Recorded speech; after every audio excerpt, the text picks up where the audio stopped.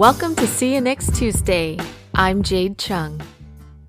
Sometimes in life, you come across really good people.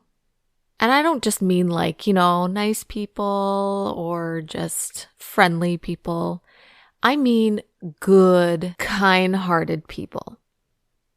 My guest today, and if you've never heard of his name before, I promise you, you are going to be searching him. You're going to be following him on his socials because he is such a great person. With his posts, you just feel so much energy from his posts. And not only that, he's like a jack of all trades. I met Paul Lazenby back in 2009 when I had my sports bar back then. My sports bar was called Champion's Den. And one night I hosted Ring of Honor's after party. The next day, Paul came in with his Kitchener buddies and they came in to have some wings. And I remember this because he put over the name of the wings and he absolutely loved them. Also, wings are my jam. So if people were loving my wings, that made me so happy. So that's how I met him, and he was so nice, and he came up to me, and we talked. And since then, we've kept in contact and remained friends. Paul used to wrestle. Paul is an author. Paul is a stuntman. Paul is an actor. I am sure he's got a ton of stories. So let's get to it. Please welcome my friend, Paul Lazenby. Paul, how are you? It's been so long since I've actually talked to you. I guess the last time I saw you was when you came back to Toronto. Yeah, well, you've been busy. It's you got a whole family going on. I don't know if that was in progress when I saw you last. It was at NXT Takeover. I think we went to. Oh yes! Oh my gosh, that's right. Yeah. Yeah, that's right. I was thinking 2015 when we met up with some of your friends at the restaurant. At your restaurant? Oh no. No. Yeah, that was the first time we met. But yeah, we're backtracking. Yeah. Well, yeah, 2015 was we went to which wrestling school did we go to, man? My memory is not serving me today. We went to Superkicked right after. That's right, yeah. Yeah. Damn, that was that long ago already. Whoa. Mm-hmm. But you're right. NXT, we went to NXT together. That was probably the year after, right? 2016? I think so. That kind of worked out because it just, the good William Regal, who's always been extremely generous with me, he hooked me up with some tickets. And I had a stray. And I think you said your man was going, and he only had the one ticket. And he was trying to find one for you. And then I just thought, I'm going to try. He went. Oh, you're so sweet. Yeah, he went with his his good buddies, like his school friends. Okay. Yeah. Yeah, and just by coincidence, I thought we got the spare ticket, and I hadn't seen you in a while, so see what you were doing. So I'm glad it worked out. Making me feel special all the time, Paul. Now, have you been back since and just haven't told me? No, actually, I was supposed to. Calling you out. No, I definitely would have called, promise. I was supposed to come out to work on the Jason Momoa show, C. And but the thing is, I've had this bug in my britches for years because way back, like 100 years ago, I competed in the Canadian Junior Powerlifting Championships and got a silver medal. And it's always bugged me. I never won a national title in powerlifting, so I gave up the job in C because it conflicted with the nationals, which were being held out in Victoria. Then I ended up getting injured and I couldn't go to the nationals anyway, so I lost both. Oh, no. To this day, I've been 21 years in the stunt business, and I'm from Kitchener, just an hour south down the road from you guys, and yet I've never worked in Toronto to this day, so I'm hoping to remedy that this year. Damn, eh? So, okay, now let's start off. Since a lot of people know me from wrestling, let's start off with what relationship you have with pro wrestling. Okay, well, I got to go way back to like prehistoric times then, because we're talking about late 1990, early 1991. So pre-internet, pre-everything. I was working at for those of you who remember the Consumers Distributing store line.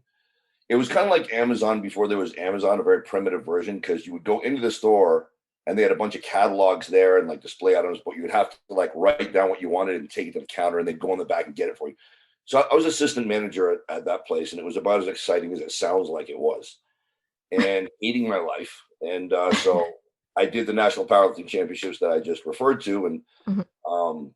then I was thinking, okay, what's next? And if I'm doing this job in 6 months, I'm going to want to jump in front of a bus.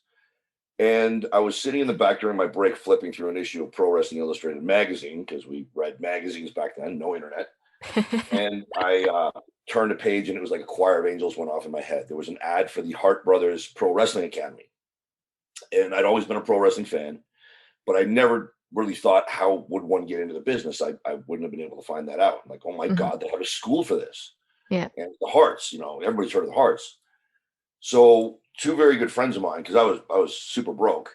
Two very good friends of mine, Carlos Leal and Crystal Vines, put some money together for me to finance my wrestling education. And Carlos even drove me 2,000 miles from Kitchener to Calgary on his vacation time. Oh my Just to come gosh. check out the Stampede and get me there. So yeah, they without the generosity of Carlos and Crystal, I'm not sitting here talking to you right now. But Wow. that got me there, and I was introduced to my instructors who hadn't even finished their own rookie year yet and had no relation to the Hearts whatsoever. But I was still pretty lucky because their names were Lance Storm and Chris Jericho. Oh So my goodness. So Holy those are the guys who cow. taught me how to wrestle. They were like 10 months into their own careers, but even then they were really good. Like for green guys, they were really good. And aside from psychology, I think I got as well-rounded an education as I would have gotten from a lot of other instructors, and maybe a better one than I would have gotten from perhaps some instructors from previous years who had been known to be half-hearted and kind of phone it in. So I've got no Mhm. complaints. And that's where I met Luther, who's now in AEW, and Mhm. Mhm. Rick Titan, rest his soul. He was part of that crew. Mike Lazenby and Brett Black Dragon Como, they were all part of that crew of guys who were getting their start around that time. Mhm. So Black Dragon did really well in Japan. Titan was the first one out of that crop of guys to really make it in Japan. He was a big star almost right away in FMW. And so that's everybody was wanting to follow in his footsteps. And Lance and Chris went over for FMW, but they didn't really get traction until a little bit later on. Luther went over and became an instant megastar. Like his first match, people went berserk for him. People will never understand how instantly popular Luther was. He was doing, stadium shows in front of 60,000 people at times. Wow. Yeah, he had I think his seventh or eighth match for FMW. They put a title on him, so he really took off quick. And I was kind of, by virtue of being a mediocre talent and not having a bodybuilder's physique, I just Mhm. kind of was. I spent a lot of years wanting to get to Japan like those guys.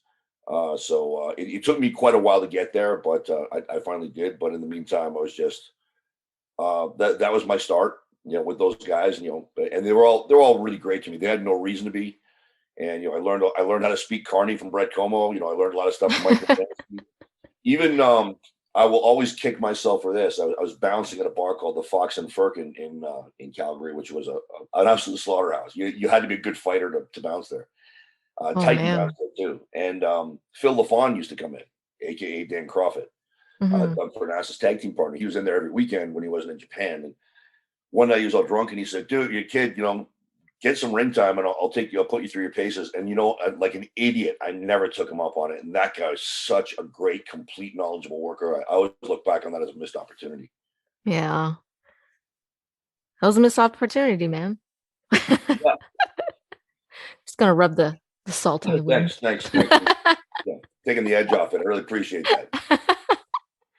Okay, but Japan, right? Like not a lot of people get to go there, but you No, did. So how long were you in the business before you headed there? quite a while.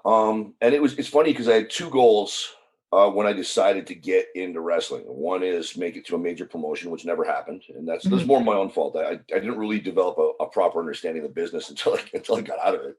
Mhm. But the second one was make it to Japan, and it was really burning me that all my friends like Jericho. Within a couple of years, he was bouncing all over the world. I remember he was laughing about doing the Jericho World Tour because he was in 4 countries in 11 days, including Mexico and Japan.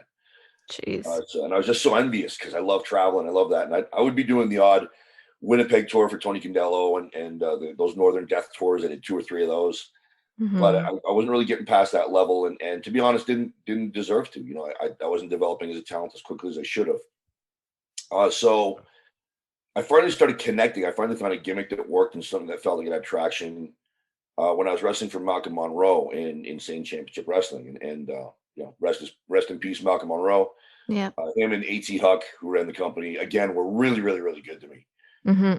And I had a gimmick called Death Wolf and this is 1996, so it's around the time ECW was really hot. And I think that would have been my one chance to make it to a major North American promotion if I had found a way to get in front of Paul Heyman at that time and maybe get an ECW, because he was so good at concealing weaknesses and accentuating strengths. Mm-hmm. And as a brawler wrestler, I was really getting over as Death Wolf. So that would have been my chance. But um, I could never have called this.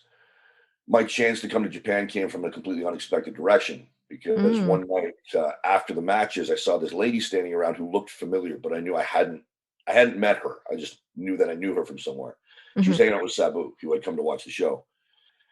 But it turned out to be a lady named Phyllis Lee, who's Oh. she was friends with Carl Gotch and friends with the Malenko family, and she was like a second mother to Sean Waltman. She's very entrenched in the wrestling industry. She was a worker way back when. But I had seen her on a UFC videotape managing Dan Severn during his fight with Hoist Gracie. In fact, she was clinging to the side of the cage like a monkey, screaming. And so I thought, okay, well, she must be somebody. So I'll go introduce myself. And she told me, well, I'm not booking wrestlers right now, but by sheer fluke of timing, Ken Shamrock, she said, have you heard of a company called Pancreas? She called it, Uh-huh. which of course was the Pancrase shoot fighting organization. Yeah. Yeah. Um, Not wrestling, we thought. Back Mm-hmm. then, the line between wrestling and real fighting or shooting was very blurry in Japan, and because we didn't have as much information as we do with the internet being what it is now, there was a lot of speculation on what fights were real, what were fake, because there were companies like Rings and UWFI doing fake fights that looked extremely real. In fact, I credit the first MMA fight that ever introduced me to the sport being tape that Dr. Luther gave me, brought back from Japan, is Gary Albright versus Takada, which was a work, but I had no idea at the time, and it looked like a real MMA fight. Mm-hmm. So anyway, I'm talking, and she said, "Have you heard of Pancreas or Pancrase?" Well, I had already been a fan because Dr. Luther would bring back tapes from Japan. Chris Jericho and Lance Storm bring back tapes from Japan, and bring me back magazines. So I became a big fan of Pancrase. And I found one place in Toronto, Warrior Martial Arts. Do you know if that place is still open? I don't know. No. I do know of it though. I assume they are.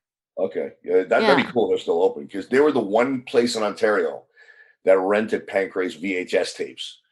So I didn't have a car, so I would ride the Greyhound 3 hours from Kitchener to Toronto, rent the tapes, same distance back, double decker VCRs in my friend's auto shop that I was living in.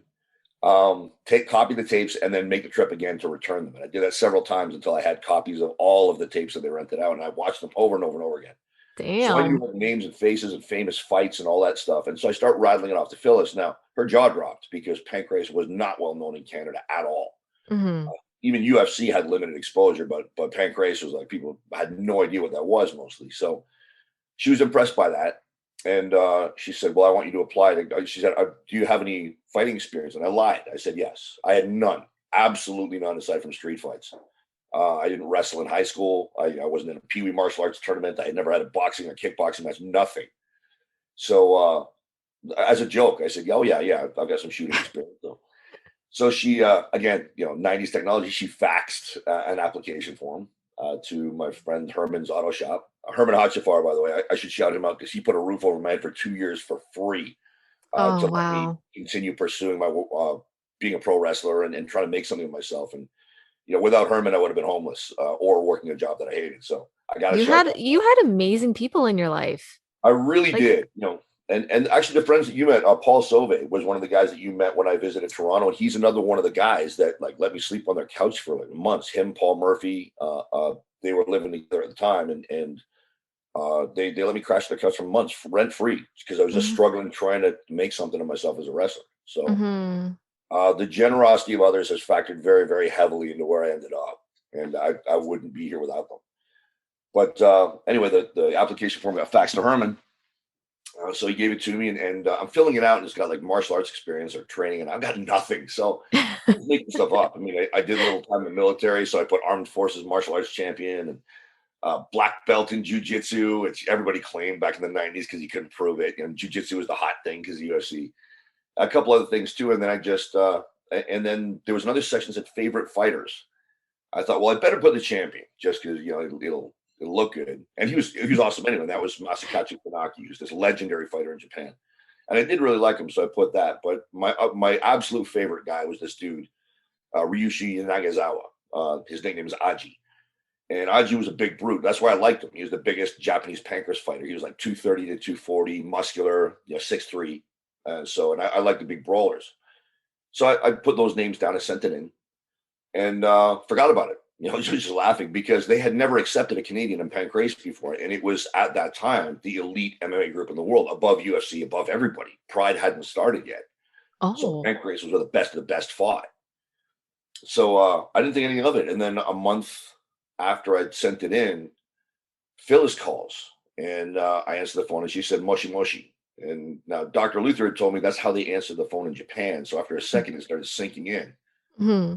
And she said it again. And I said, "Are you saying what I think you're saying?" She said, "Yeah, pack your bags. You're fighting in Tokyo next month." Oh my God.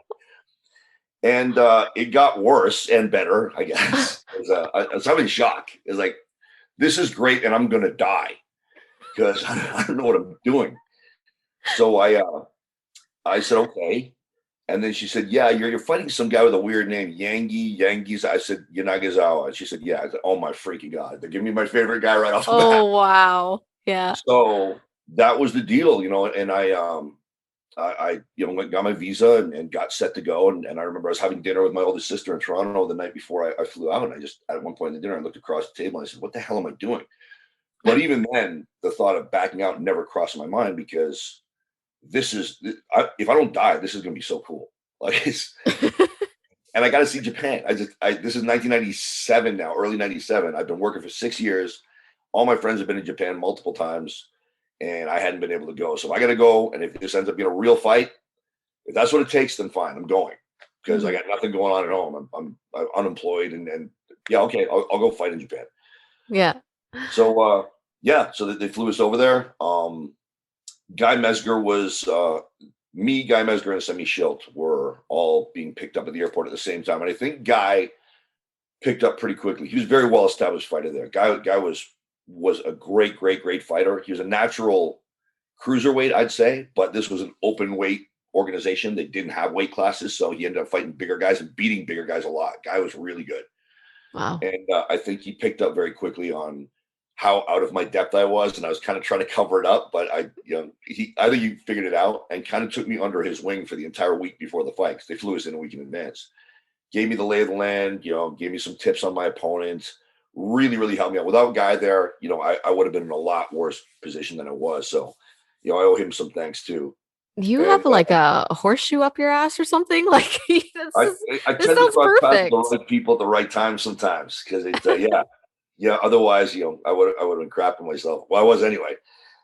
But even then, through that whole week, because there was so much mystery around these shoot fighting groups, I'm still kind of waiting for somebody to like sidle up to me at some point and give me the Iggy. Like, okay, this could be the finish. This is what you guys, I want you to do this and this, and then this is how you guys are going to take it home. Nobody did, and so I end up in this arena of 10,000 people, Tokyo Bay K Hall, listening to the crowd reactions through the wall of people getting murdered in fights before me, wondering what the hell. I don't even know how to warm up. I have no professional or amateur fighting experience at any level. I don't know how to tape my ankles. I don't know how to do anything. I didn't have a mouth guard. I didn't have a groin protector. I had Oh nothing. my gosh. No cornerman, because at that time they had disallowed corner crews in pancreas, so you weren't even allowed to have cornermen. So I'm like, okay. And even walking to the ring, I was thinking, okay, this is going to be bad if they forgot to give me the finish because I don't want to be fighting this guy for real and he thinks we're working. And then I got in the ring and I looked down at the canvas and it looked like Jackson Pollock had gone berserk in there with a can of red paint. Oh And my that's the moment gosh. I knew we were fighting for real. It wasn't Oh an my God. implant. Yeah. So then Aji walks in, and another moment I'll never forget, because they used to wear these little, not quite Speedo, like they covered everything, but they were small fighting trunks. Hmm. And he stepped through the ropes and put his weight on his leg, and his quad practically exploded out sideways. I'm like, okay, that dude is not kicking me. This is not happening. I'll find a way to stay out of the way of those legs. And yeah, so anyway, it's long story short, because they have the rope escape rule. Like, I mean, Pancrase was run under pro wrestling rules. We didn't wear gloves. You could hit with open hands to the head, punches to the body. Rope escapes were allowed, but you had a limited amount of them. And if you ran out, the fight would be declared over. Or if you end up with, Oh. yeah, like in our fight, we had 5 rope escapes. So if I end the fight and I've used one rope escape and he's used none, he wins because I've lost more points. You lose a point for every rope escape. If I use all Oh. my rope escapes, it's an automatic TKO loss.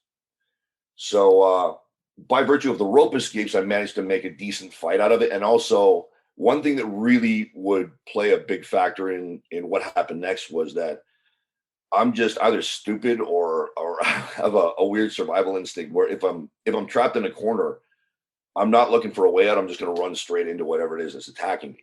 And Hmm. so they weren't used to that in Pancrase, because even guys would come from UFC and they get overwhelmed, because this was, you hear people say this about WWE when they go to WWE from WCW, and it's like, oh, this is the big time. Like, I came from a place that was good, but this is obviously the big show, and it can be overwhelming. Hmm. Well, that was Pancrase, and so Wow. that Westerners would often come in and freeze up. And I didn't. I just relentlessly attacked Yanagisawa because I knew, well, first of all, Guy, he tipped me off and said, Aji doesn't like to be pressured. He likes to start slow. So get in his face right away. Hmm. That was what I was naturally predisposed to do anyway. So that worked. And also, I knew my one advantage is that I'm stronger than him, because I was coming off, 5 years of competition as a power lifter and as a strongman, top 3 in Canada in both. So, okay, I'm going to strengthen Damn. this guy, nothing else. So I just attacked him and tried to make a messy brawl out of it. Use my rope escapes when I need to. And we went to about 12 and a half minutes, because it was 1 15-minute round, no breaks. And yeah, we went 12 and a half minutes, and I lost my last rope escape.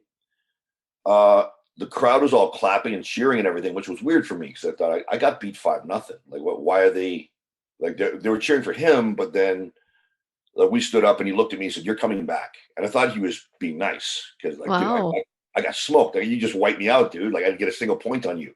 He said, Yeah. "No, you're coming back." And then when I left the ring, they're leaning over the guardrails, like clapping and trying to pat me on the back and stuff. And that's when I realized why it is that a lot of fighters of that era, the late 90s and early 2000s, loved fighting in Japan, because the fans are so different.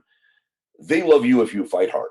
Wins, losses Hmm. are secondary considerations. Whereas in North America, very often with many fans, if you lose, you suck no matter what. Yeah.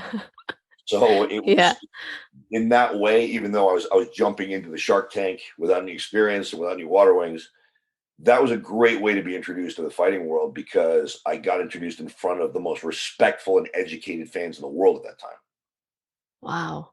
And how old were you here when you went to Japan? 28. I was very old to be getting my first fight.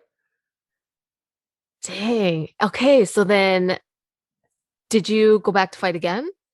Well, I didn't think I was going. I mean, everybody was super nice. We went to an after party, and it was in honor of Yoshiki Takahashi. He also calls himself Kazuo Takahashi. One thing Japanese fighters do, they change their first name a lot. It's just a weird thing they do. So so Takahashi had just become the first Japanese Pancrase fighter to compete in the UFC and won. So they're having a big party for him. And even at his own party, he noticed me walking in. We'd never met.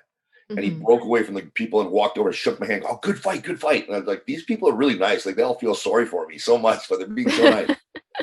And they give me gifts. The office guys are giving me coats and stuff like that I still have. And so I went home and I thought, okay, great. That's one off the bucket list. I got my Japan experience. I didn't die. I got all my teeth. My crown jewels are in one piece. I'm good. Okay, what's next? See if I can rustle up some more wrestling work. Not even a week goes by, and Phyllis calls up, and she's losing her mind. She said they want you to come back and stay at their dojo and train with them. Wow. Yeah, they That's they saw big. potential in me. So and now remember, this is at a time where MMA fighters were literally being arrested and put in jail for competing in MMA fights in Canada. That was happening. That happened in Quebec. at that Oh. time. It was illegal. So I'm in a country that's outlawed my favorite sport, and I get a chance to live all expenses paid in Japan with a lot of the best fighters in the world and learn from them. It's like, absolutely. Mm-hmm. Sleeping in Herman's shop. So I said, yes, I'm absolutely in. Okay, cool. She goes, oh yeah, by the way, you're fighting 4 days after you land. You're fighting in Nagoya.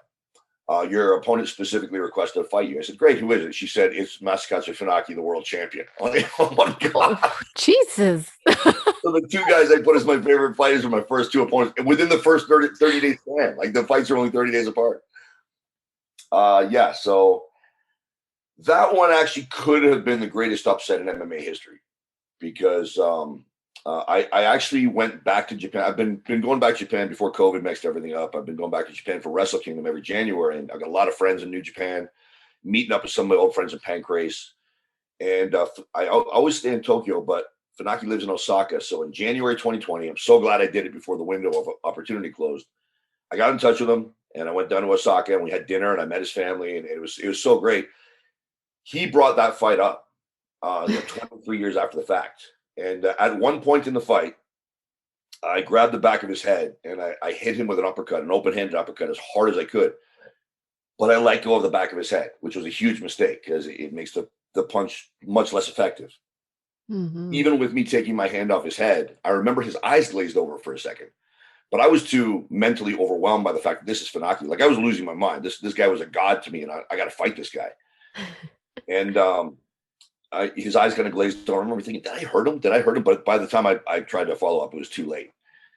Funaki told me 23 years later, he said, that scared me. That shot scared me because Funaki and his co-founder of Pancrase, him and Minoru Suzuki, who's still obviously a very big star in New Japan Pro Wrestling, they were so good at the time. They were so much better than everybody else.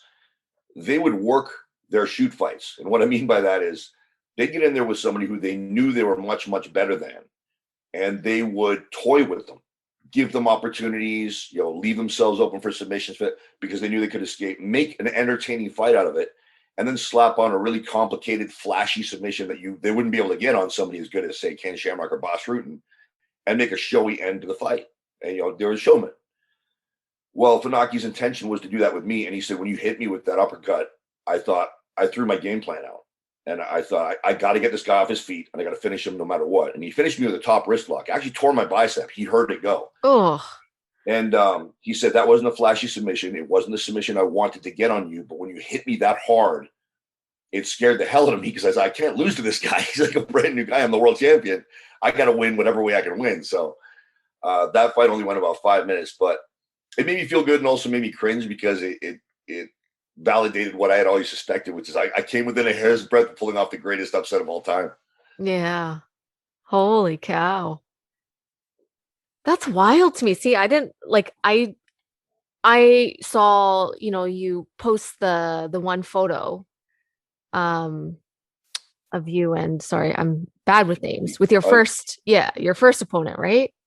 Oh, Yanagisawa. Yeah, the Yes. shaky hands in the restaurant. That's Funaki. But I also on the anniversary of that fight every year I post shots of me and Aji in the ring. Yes. And so like I know that shot. And that's the only thing I knew. Like I didn't know your entire story and just how you got to Japan. That's crazy.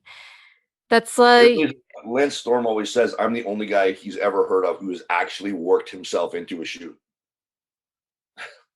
And that's exactly what I did. I was working. I lied and I worked those guys, and I just happened to have something that they thought was worth developing, so they kept bringing me back. wow. That's crazy. That's Yeah, crazy. Like I can't. it really looking back on it doesn't seem real. Like you can if you put that in a movie, people would say it's too outlandish.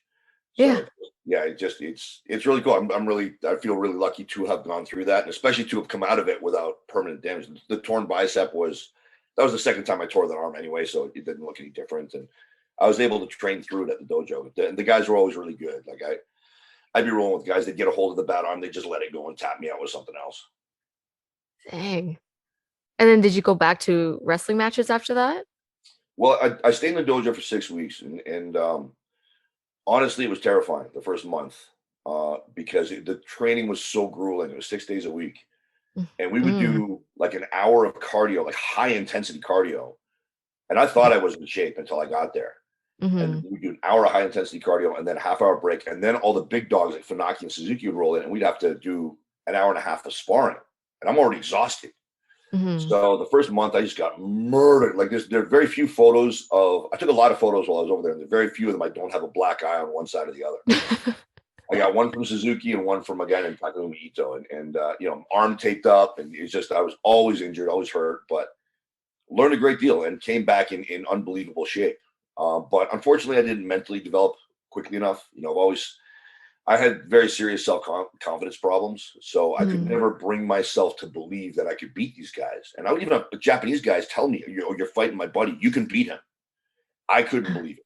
So I ended up not. I went there 4 times, lost all 4 fights, and had a falling out with Phyllis. So that was the end of that.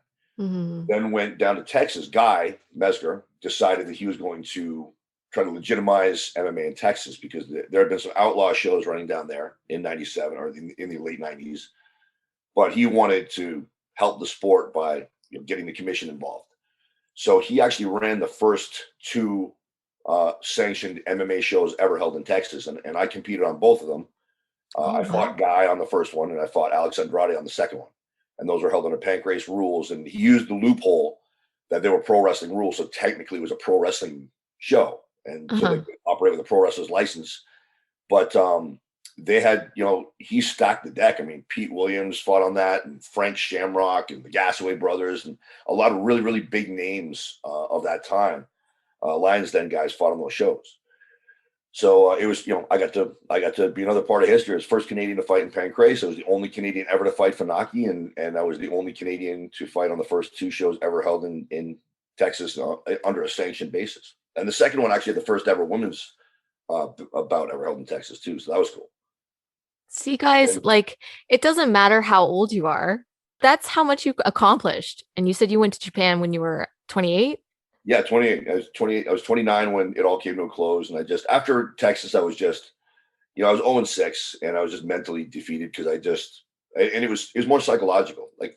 I feel it was good that I was able to go back to Japan and reconnect with some of those guys and apologize to them because look, you Mm-hmm. guys made an investment in me and I didn't live up to it. But out of shame, I didn't stop fighting. When I got back home, I had nothing going on. And Dr. Luther, again, this is a case of being having people in your life that lead you in a direction that changes your entire life for the better. And Dr. Luther was Mm-hmm. always bugging me. Like I was always complaining about Kitchener having a lack of opportunity and just hard place to get anything going. And I was telling him, it doesn't look like I'm going back to Japan. I don't, this fighting thing's not working out.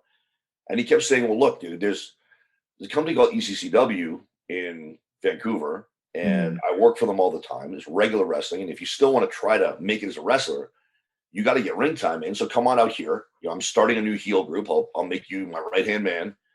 And so I flew out to Vancouver with the freaking flyer points I had built up from Japan. At $48 in my pocket and all my possessions in a duffel bag. I was a walking cliche.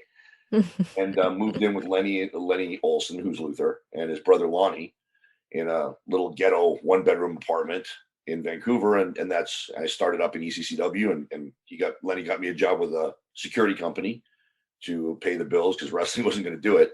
Mm-hmm. And just kept slogging away there. But at the same time, I kept wrestling, trying to make it. I kept sending in submissions to WWE, trying to get there. And at that time, Luther, who's one of the most slip through the cracks talent I've ever seen in my life, because he went to like 4 evaluation camps with WWE, and they liked him. But every time they had plans for him, they would fall through. And then WCW was looking at him; they liked him, but the plans fell through. And so it's so great to see Oh, Luther finally getting his day in the sun in North America after 30 years in the business in AEW. yeah. He's deserved it for so long, and he's just been snake bitten and stepping on a banana peel all over the place. Just bad luck. Yeah. But anyway, I'm working in the ECL group, and we're getting real popular in ECW. But it really bothered me that the Japanese guys had made this investment in me, and I never paid off. So I thought I have to keep fighting. I have to win some fights to justify the investment they made in me. So one day I can tell them that it paid off. And there wasn't a lot of MMA happening at the time because it was still an outlaw sport. In BC, people weren't getting arrested for it, but it wasn't really, it was really frowned on by the government. So it was hard to find fights. Mm-hmm. So I started doing Muay Thai kickboxing because there was still a chance I might be able to go back and fight in Japan. And stand up was the weakest part of my game. So that if I do some Muay Thai, because there's tons of kickboxing matches around here, I'll force myself to get good at stand up. But I ended up taking to it so quickly. I won the British Columbia Muay Thai title in my second fight in a 5-second knockout, and then I won the Canadian title in my third fight. I ended up, after a few years, being the undisputed Canadian Muay Thai champion, unifying the two major Canadian titles, and also at the exact same time holding one of the two major Canadian mixed martial arts titles. So Dang. I retired with all that. I think I'm the only heavyweight to simultaneously hold titles in both sports. And so it was really cool. When I started going back to Japan, when I met Suzuki again, when I met Funaki again, when I met these other guys, a bunch of the other guys from the dojo, I could tell them, like, look, I'm sorry that I didn't win in Japan. It's always going to bother me. I never want to fight here, but this is what I did with what you guys gave me. So it was not for nothing. I wanted to honor that gift that you gave me. And so I won these titles. That's because of you guys. I never would have been a fighter without you. It was really cool to be able to say that. Yeah, that's cool. And then for everyone listening, Paul lives in Vancouver. Yes. So did you just stay there? That's how you ended up in Vancouver? It's funny. I grew up in Kitchener most of my life. I went to Calgary for a little bit. Didn't feel like home. Did a little time in the Army out and then lived out east. In Nova Scotia, didn't feel like home. Kitchener never felt like home. And I grew up within a week of landing in Vancouver. I knew I was home. So that was 1998, and I'm still here, and I got no intention of leaving. Wow. Wow. Can we go back to, because you said you were in the Army? Yes. Okay, so I didn't know that at all. That was for a minute. In 1988, I'm freaking old. I was about to say, you're old as shit. Oh God, yeah. Wow. Okay. Yeah, 1980. I graduated high school in '87. I was really kind of aimless. I didn't know what I was going to do with my life, and so my father kept pushing me to join the military just as a way to give me some kind of direction. And I did really well on all the aptitude tests and IQ tests, so they kept trying to get me to take a trade, but I'm an idiot, so I no, I want to be a soldier, and so I signed up to be an infantry soldier. So I learned how to kill people in a bunch of inventive ways, and but at the same time, I learned that I'm very much not suited to that environment. So I'm very bad at keeping my stuff tidy, keeping my boots polished and keeping my clothes, clean and pressed.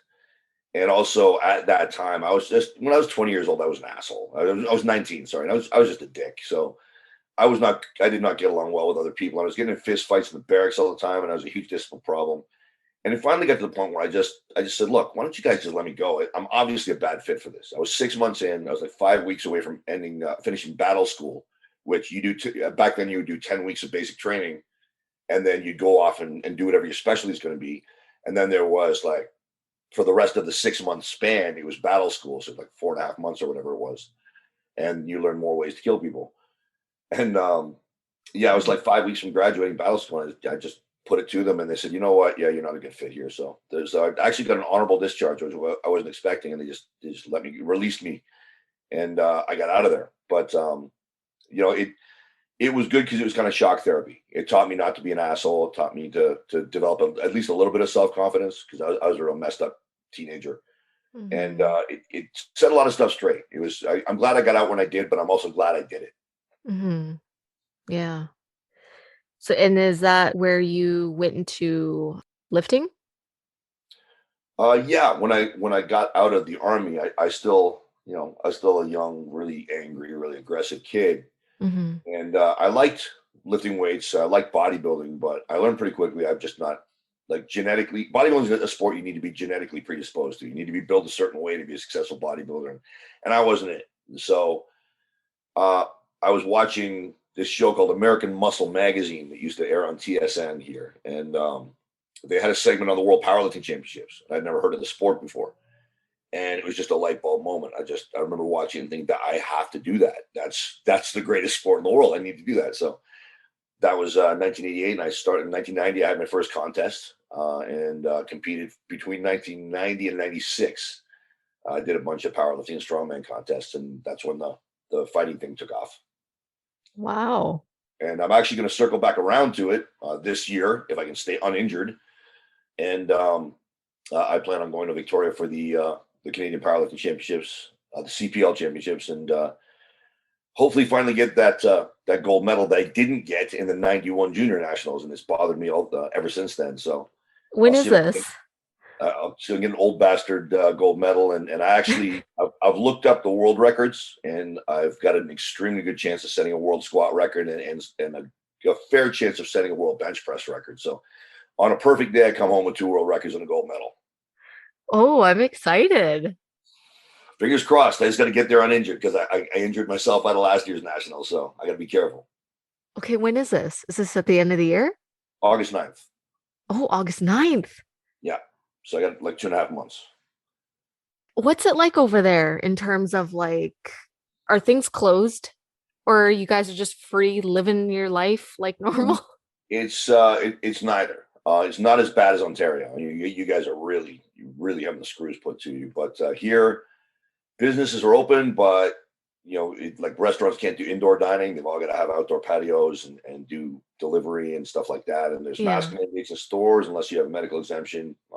Generally, businesses are tolerant, but it's there's a lot of paranoia and a lot of tension for sure. It's definitely a COVID afflicted city. I've got a lot of friends from here who work with WWE now, and so they live in Florida where everything's completely normal now. Mm-hmm. And they say they come back home and it's like a dystopian science fiction movie. It's a shock to them because they're used to it. So it's again, Ontario's got it worse, but it's not great, unfortunately. I'm really hoping things turn around soon.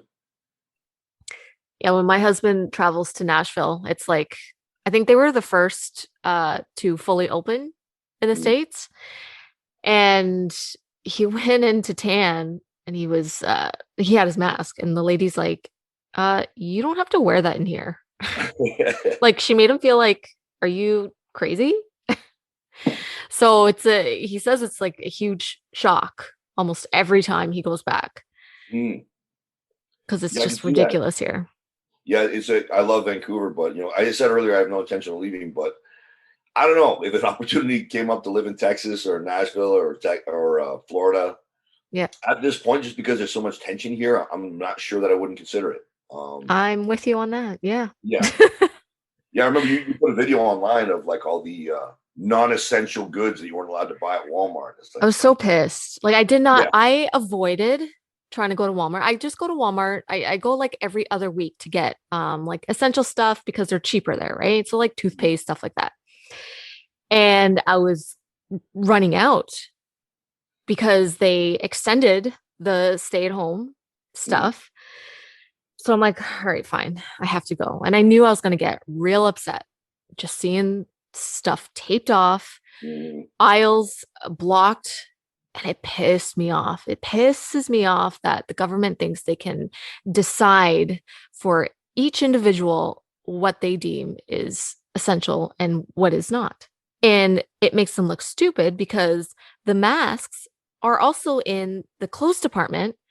So you see them tape the masks off and you can't grab one from there. They just make themselves look stupid. And in return, that's why people get angry and pissed. So it makes them not want to listen to him, and it's. Yeah, I agree. I mean, I just want somebody to explain to me how not letting you buy clothes is protecting everybody from COVID. I'm not saying COVID doesn't exist. I'm not saying that, at-risk people shouldn't be taken care of and protected. Absolutely. I'm with you. Yep. COVID's real. Okay, cool. And people are getting sick. Cool. Let's attend to that. But how is not letting you buy clothes protecting anybody from COVID? I don't understand it. And I have yet to see a politician or a medical official be able to explain it. Exactly. 100% with you on this. Yeah, but that's another thing. So living out in Vancouver. Okay, no, you're doing competition August. Yeah. Did you say August 9th? Yep. Do you feel ready? I absolutely do. It's the reason I got injured last year And it's because of something that Pat Miletich, the UFC Hall of Famer and multiple-time champion, he's a good friend of mine, and he called me up just over a year ago, and he said, "I'm working with this supplement company now," and that shocked me because I remember when MMA took off huge, like when it became super popular in the mid 2000s, and like all these supplement companies were piling on board, and they're endorsing fighters and trying to sign fighters to endorse their stuff. And I will bet you that Pat turned down over 100 supplement company offers because he always said, "Look, supplements are always a flash in the pan. They're always more talk than walk, and I'm not putting my name on something that's not going to work." So he called me up, and as an aside to this story, information you're going to know going in is like during that period, Pat's MMA team, Military Fighting Systems team, they were like the four horsemen of the UFC in that, you remember a lot of times when the four horsemen had almost all the gold or all the gold, everybody had a belt. Mm-hmm. And Military Fighting Systems was very much like that. You'd look at the UFC rankings and you'd see 3 or 4 of the 5 weight classes, the belt was held by a Military team member, including Pat himself.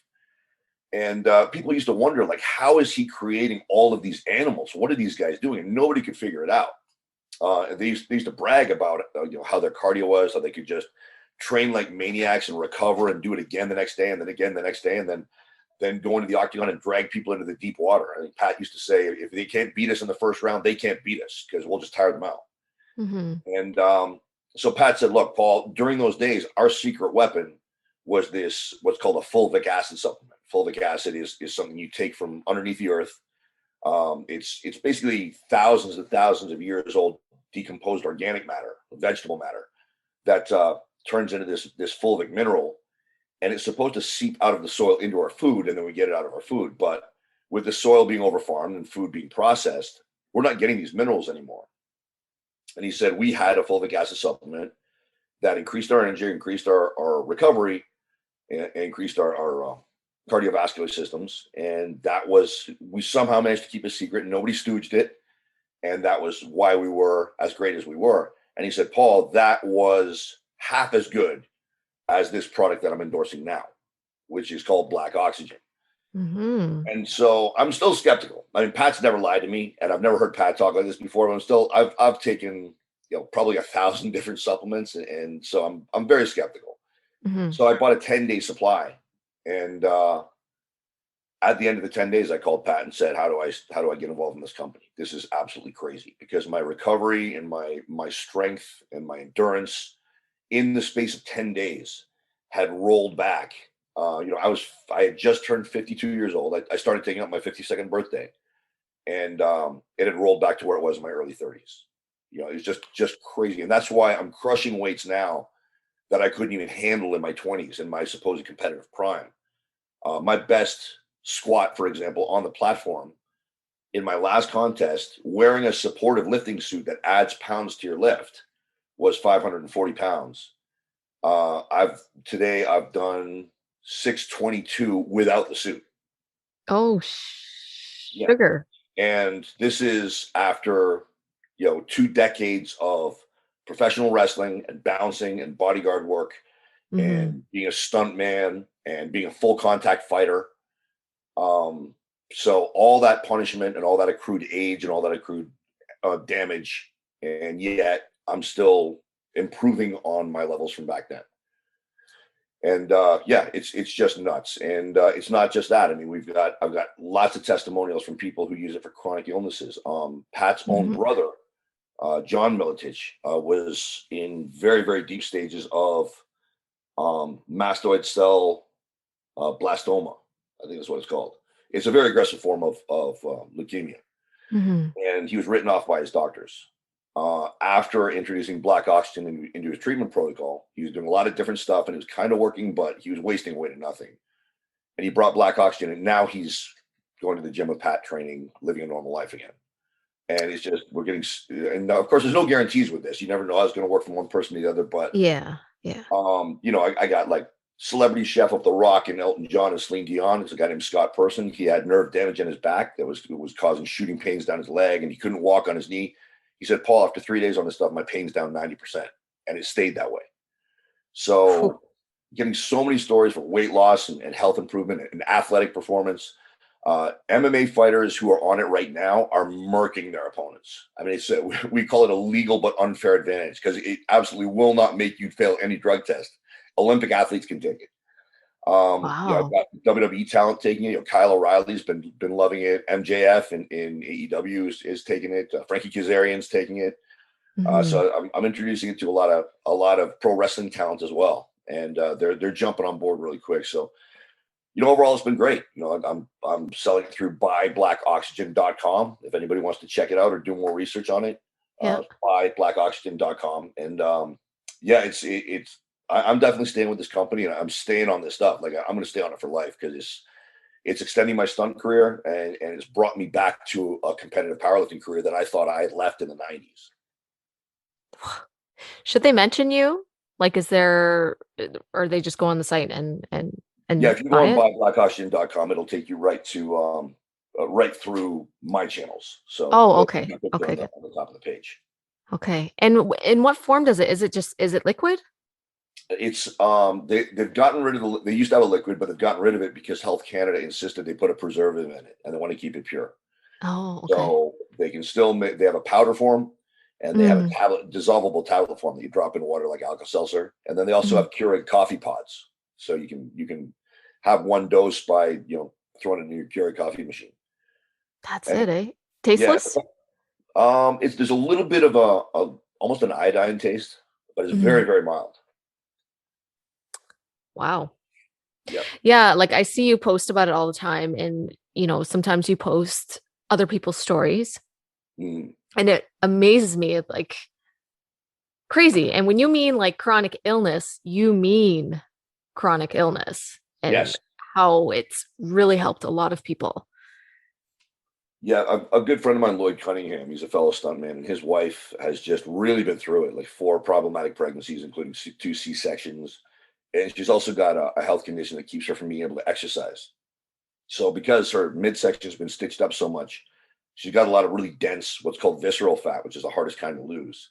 And it's literally stitched into her abdomen in these flaps and folds. And she just said, I never want to let anybody see my midsection. It's gruesome. And even if I lose a little bit of weight, then it just hangs down and it looks even worse. And so she was at her wit's end because the doctor said, you're never going to be able to lose this. They literally told her that. And so I sent her a bag.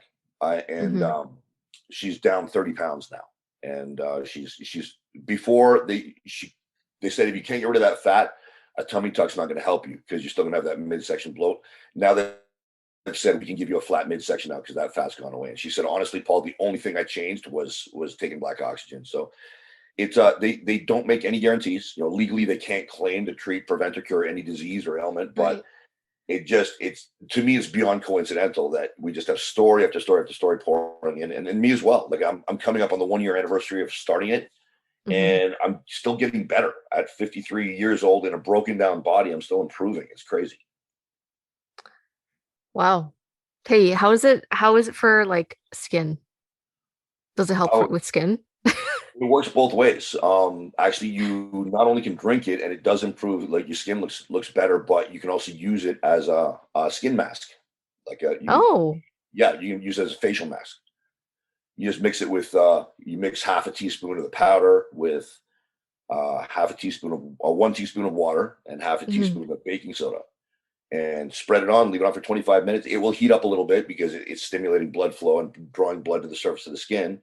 And a lot of ladies in particular have improved like wrinkles going away, improved skin conditions, stuff like that. Psoriasis. A lot of people use it for psoriasis, so it's definitely worth using for that.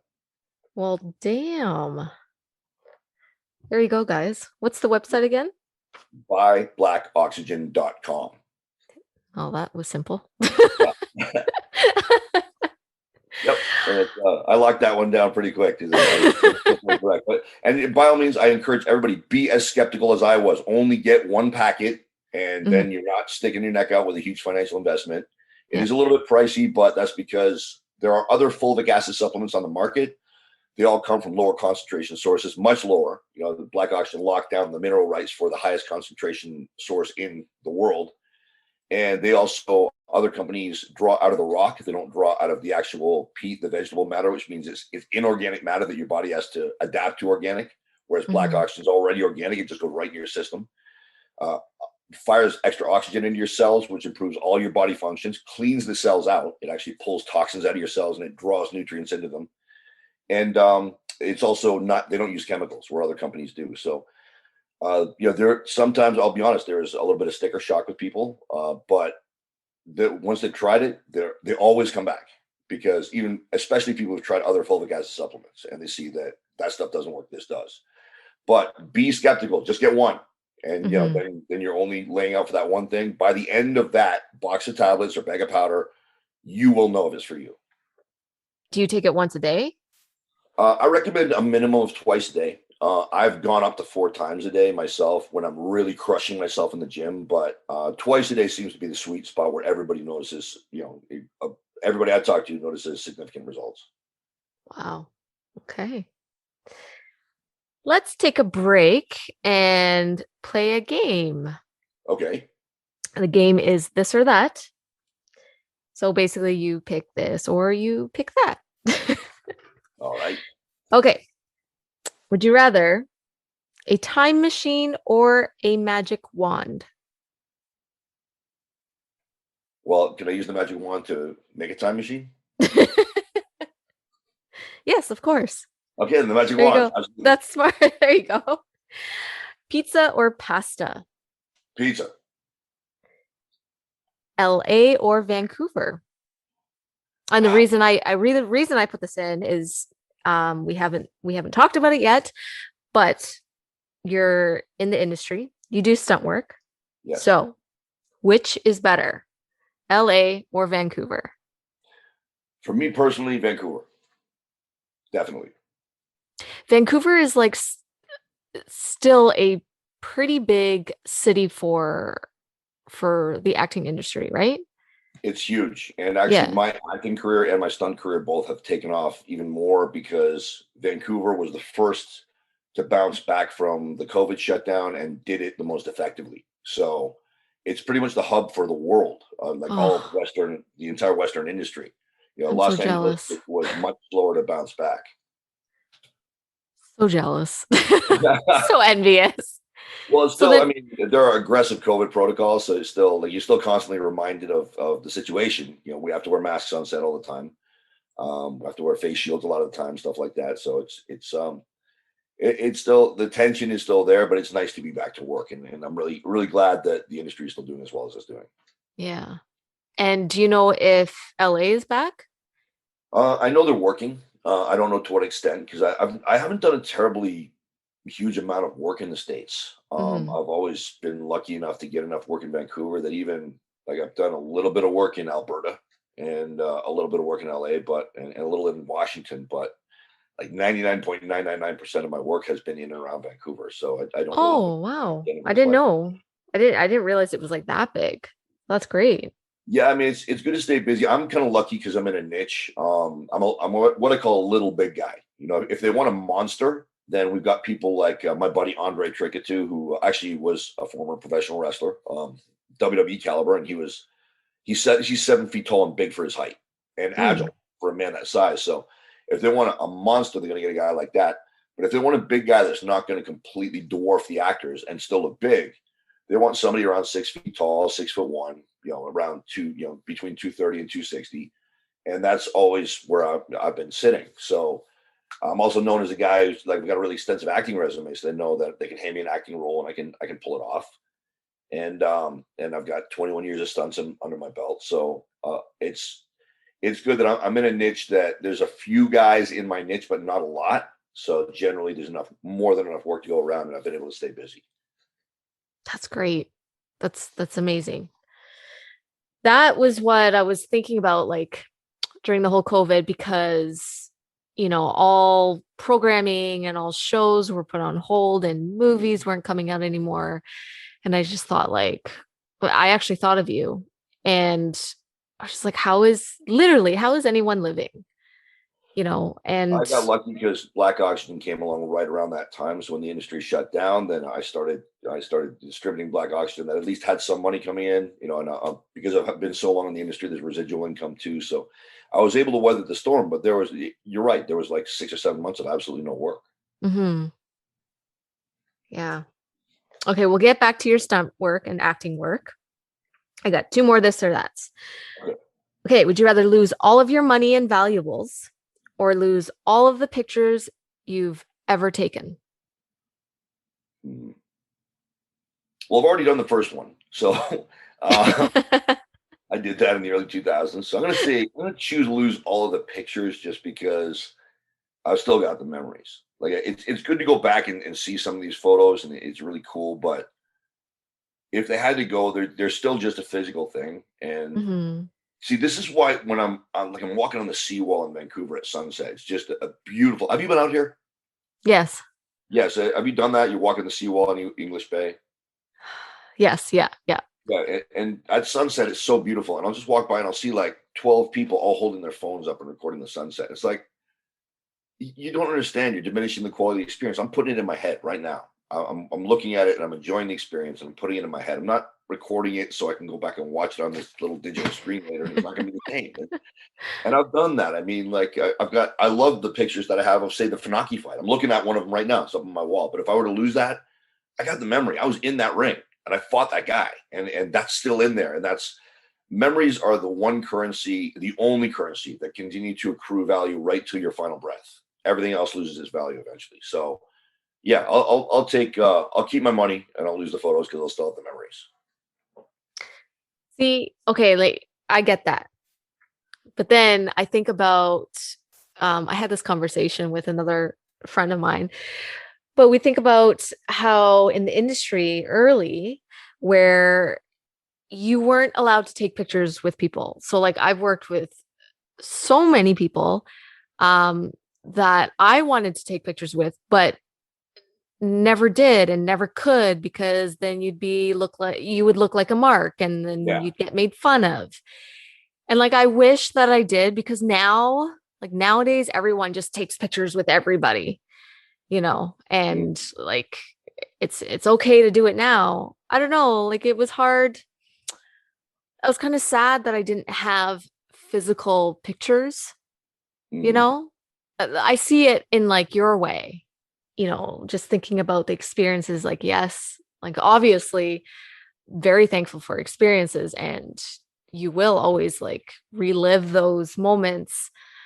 But I don't know. I do wish I had photos sometimes, just so I could like show my kids or something. I get you on that because one thing is when I did start going back to Japan and I reunited with Suzuki and Funaki because they were the top two guys. I Hmm. was too intimidated to take pictures with them or ask them to take a picture with me Hmm. when I was over there, and I regretted it for 20 years. Because I never thought I didn't know if I was ever going to go back to Japan and see those guys. So when I went back, I did take pictures with them. So I see what you mean. Yeah. There's obviously some value, even though I had the memories with them. I still wanted the pictures, so I get you on that.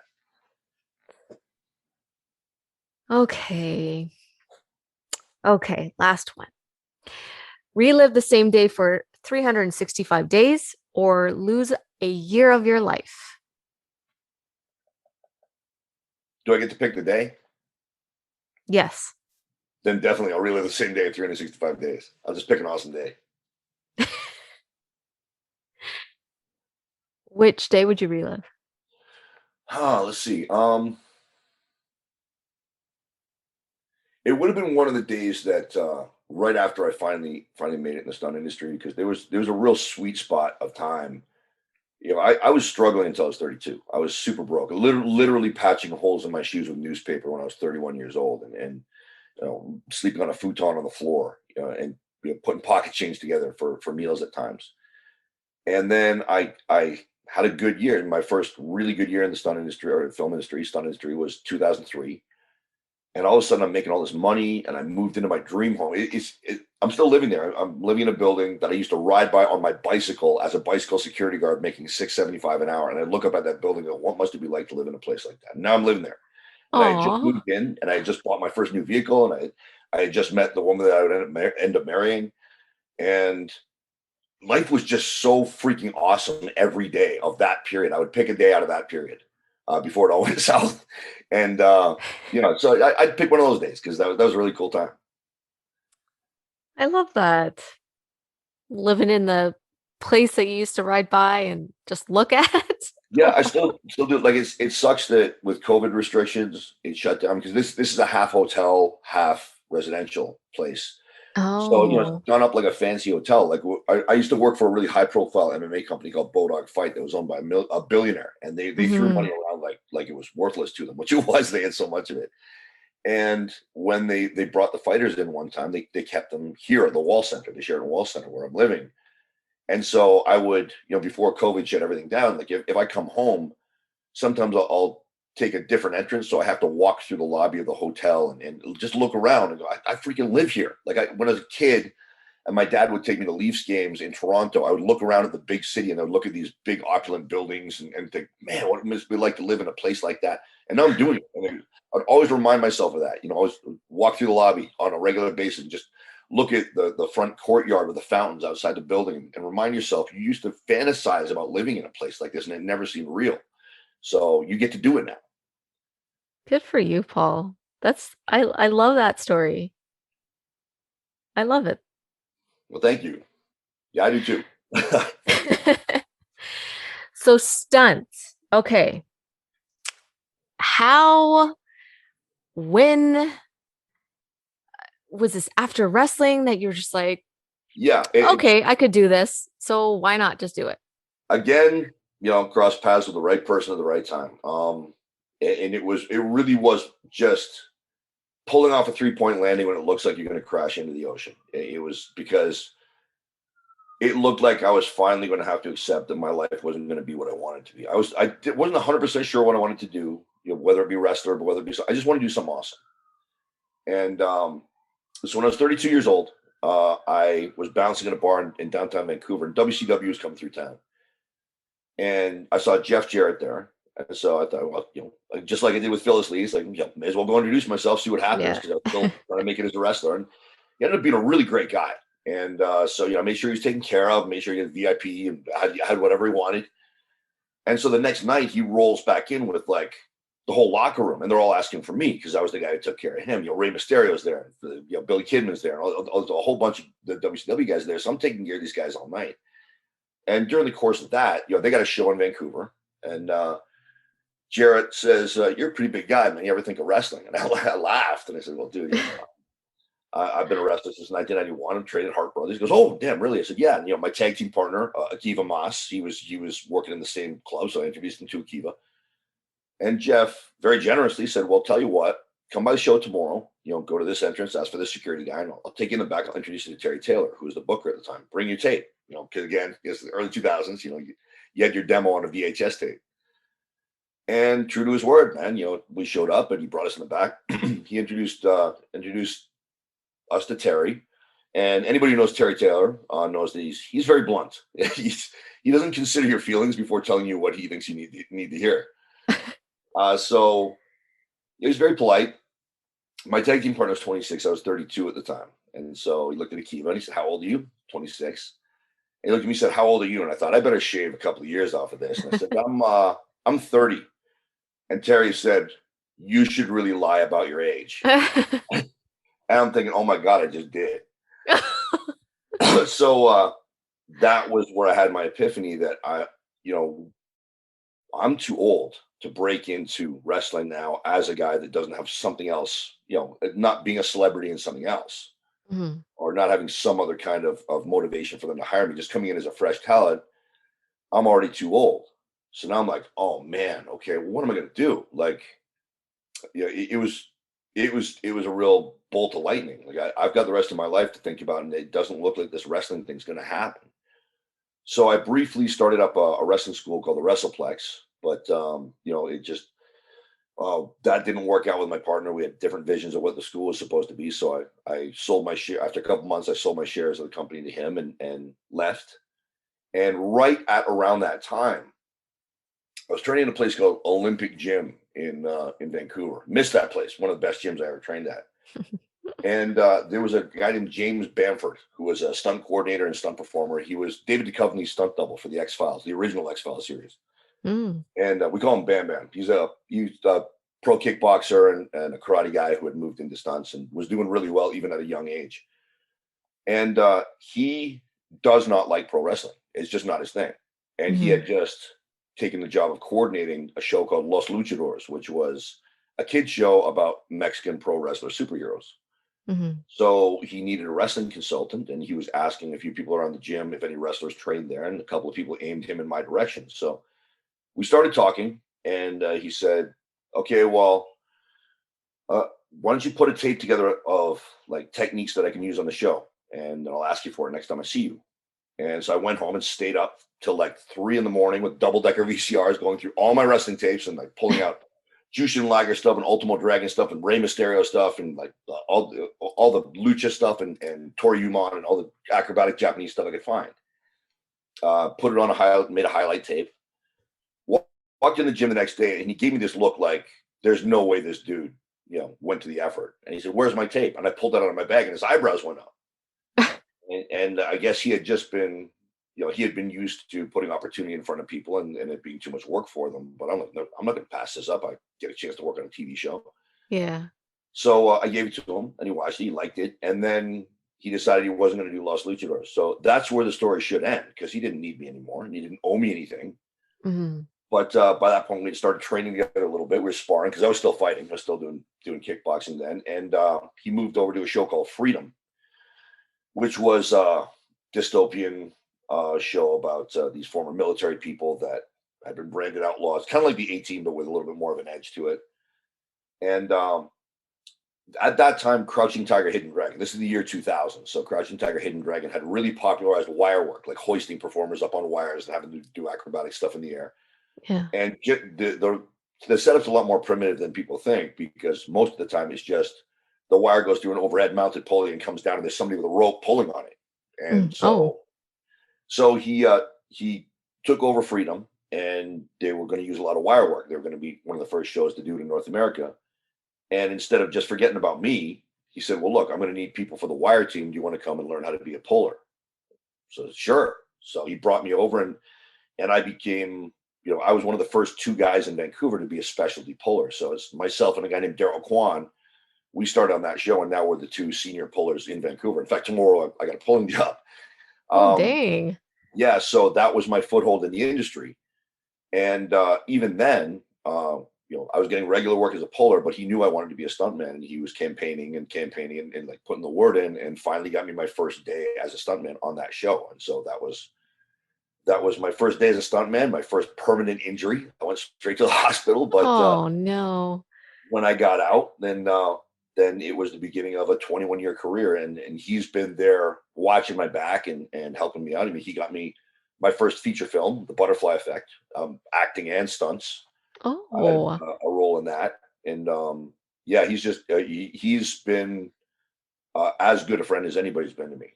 I've got a lot of people, solid people that I've come across. My trainer, Chris Franco, I'd never lost a fight with him in my corner, and he's been as good a friend as I could possibly have. Bam Bam is just, in as far as the stunt business is concerned, I owe that guy the life I've got right now. I would be working a regular job and hating my life, and instead I've got 21 years in the film industry and still going. And that's because he chose to open that door for me and open opportunities for me once I walked through it. So I will always be in that guy's debt. Like I said, you surrounded yourself with great people. Holy cow.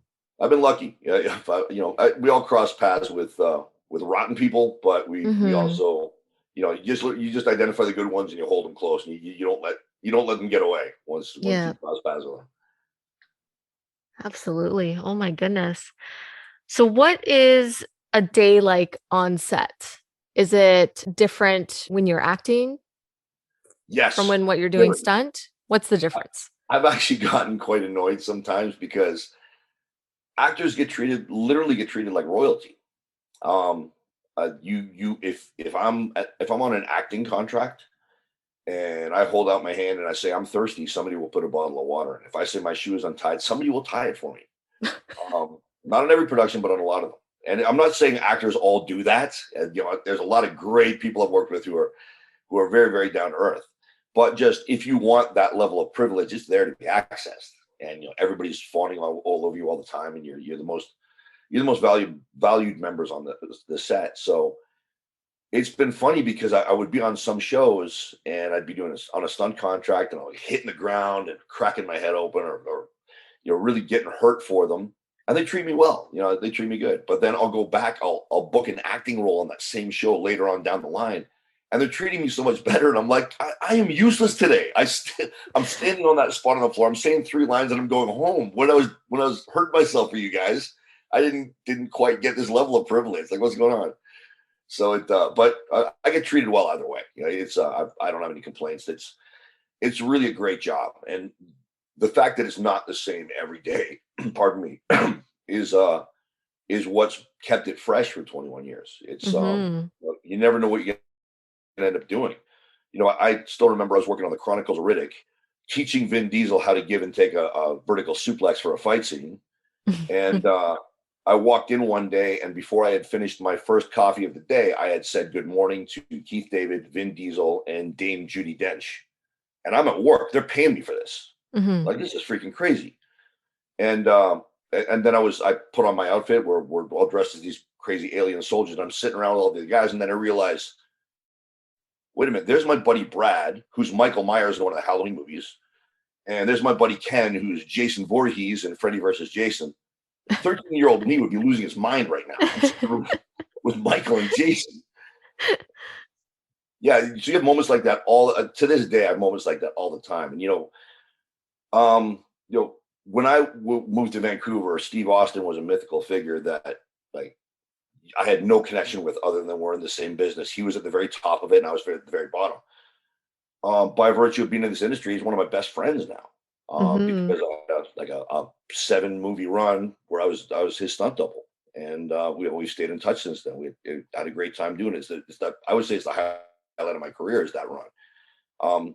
Stuff like that. You get to rub elbows with the most amazing people, and I've got friends who grew up in the favelas of Brazil, and they were crazy capoeiristas that can do anti-gravity things. And I got my buddy Alex Kishkevich, who's from the Ukraine, and he stunt doubles Ryan Reynolds in the Deadpool movies because Alex can actually do the stuff that Deadpool does in the comic books. That's how talented Alex is. And I got a buddy who can jackknife slide a semi-trailer, 18-wheeler, right across a parking lot and hit a specific mark.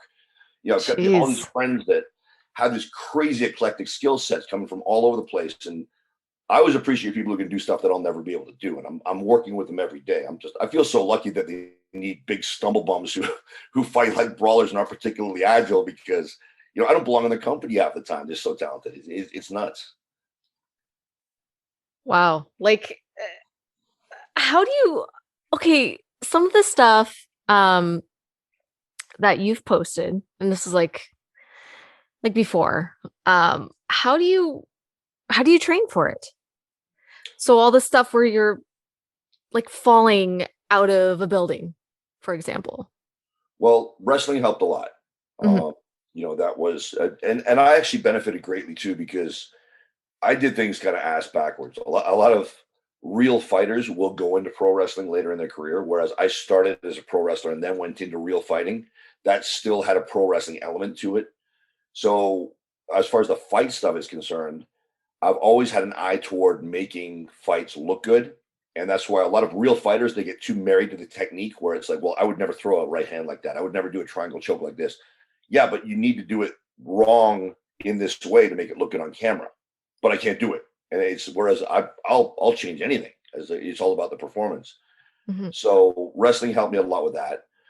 Helped me with air sense, as far as knowing where I am in the air, knowing how to deal with falling and landing and break falling. And then the other stuff, you just pick it up on the fly. There's a lot of the time is dope on a rope where I have no control over what's happening to me. I just have to know how to ride the wire properly. I posted something about falling off a building that's just a few blocks from my house. They dropped me off a 20-story building, and the main part of that was just not freaking out. Is just hang on it, take the fall, and trust that you're going to land where you're supposed to land. Yeah, and then you put that in your head that this is going to work out the way it's supposed to. As soon as you start thinking of what might go wrong, that's when you're going to tighten up, and something probably will go wrong. Yeah. And so that was a rough day. They dropped me off the top of the building, like 10 feet down, about 15 times. And I had to stop, a lot of a lot of sudden stops where you don't want to think about what happens if your harness gives away because it's 20 stories of nothing and then concrete. Um, but they did that, and then they did the full drop, 20 stories into water, blind. I had to keep my eyes shut, and I was falling Oh, backwards. yes, that was it. The one where you went into the water. Oh my God. Yeah, and I'm supposed to be unconscious, and there's a camera right in front of my face, so I cannot react to the fall at all. And the worst part was they hoisted me up from the ground, so they cranked me up slowly, 20 floors, and then it's a narrow pool that I'm falling into, and the wind starts catching me, and I'm swinging suddenly side to side. So Oh my God. suddenly I'm thinking, well, am I going to clip the edge? But then I got to think, no, that's been factored in, because I looked at it and I know the stunt coordinator, Dean Cho, who I've known for my whole career, and he's as good as they come. And I know the riggers, my buddy Claude is one of the riggers, and he's as good as they come. I got top talent on this. I even know the guy who built my harness. I'm confident in my equipment. I'm confident in my coworkers, and I've looked it over myself. Hmm. And I'm going to hold to that idea that this is going to go right because all the bases are covered, and it did.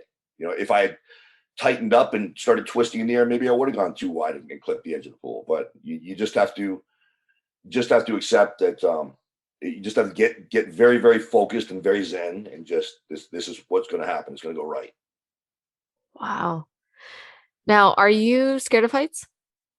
Um, Not overly, but I won't say that was a pleasurable day, and I won't say that my pulse rate didn't go up.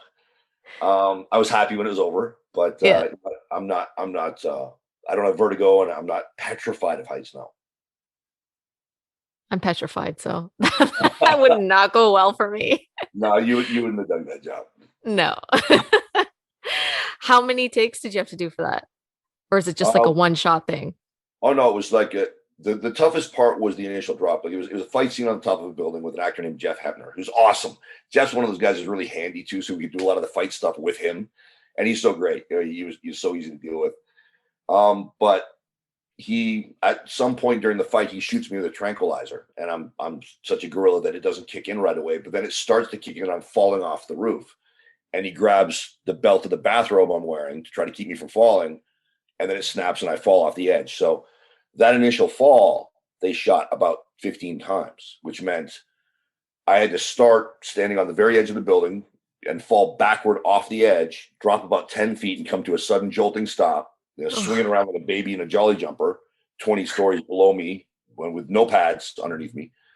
And then do it again and again and again and again. And then that was the toughest part of the day. And then we did 2 takes of the full drop into the pool. Damn. Would you say that was your craziest stunt that you've ever done? No, and unfortunately, there's no video of the craziest stunt I did because I forgot to tape it, and the editors cut it completely out of the movie. But Oh, that was the no. first time I doubled Steve Austin, and it was for a movie called The Stranger. There's a scene where he gets somehow gets notified that his wife and child are in trouble, and he pulls up to his house, and they're inside a burning car in the driveway. So he gets out and he tries to open the door, and the car blows up, and he gets thrown up and backward and onto the lawn of the adjacent house. Now, to do that, they use what's called an air ram, which is like a compressed air catapult. You stand on it, Mm. and it literally catapults you forward.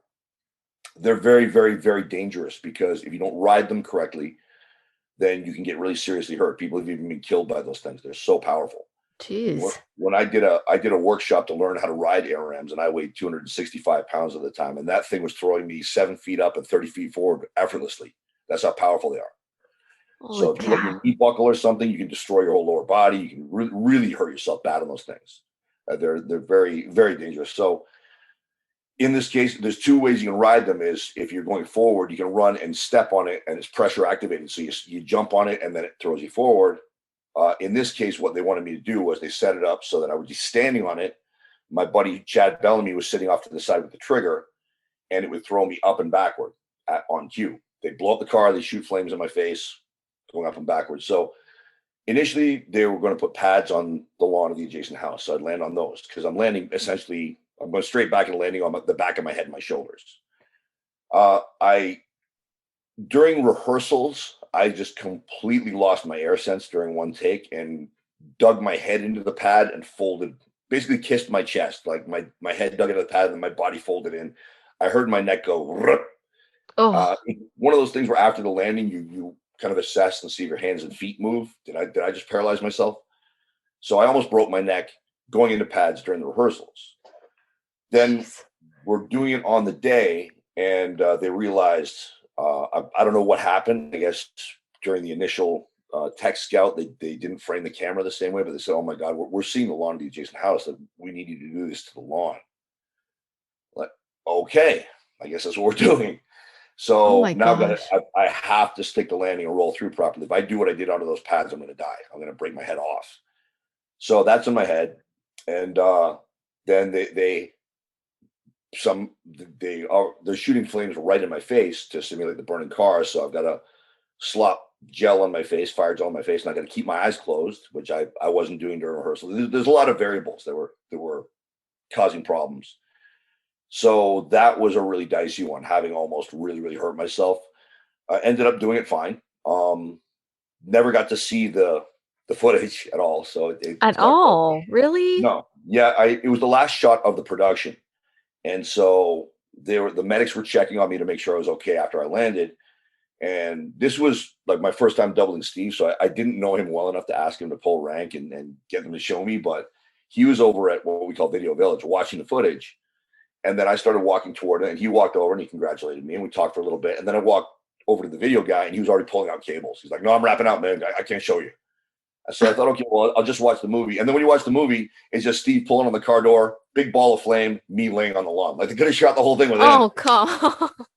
But you just focus. That's why you shoot your own stuff. That's where I learned always shoot, because that was the hairiest stunt I ever did, because it almost killed me in rehearsal. And then we pull the pads, and I got to land on the lawn.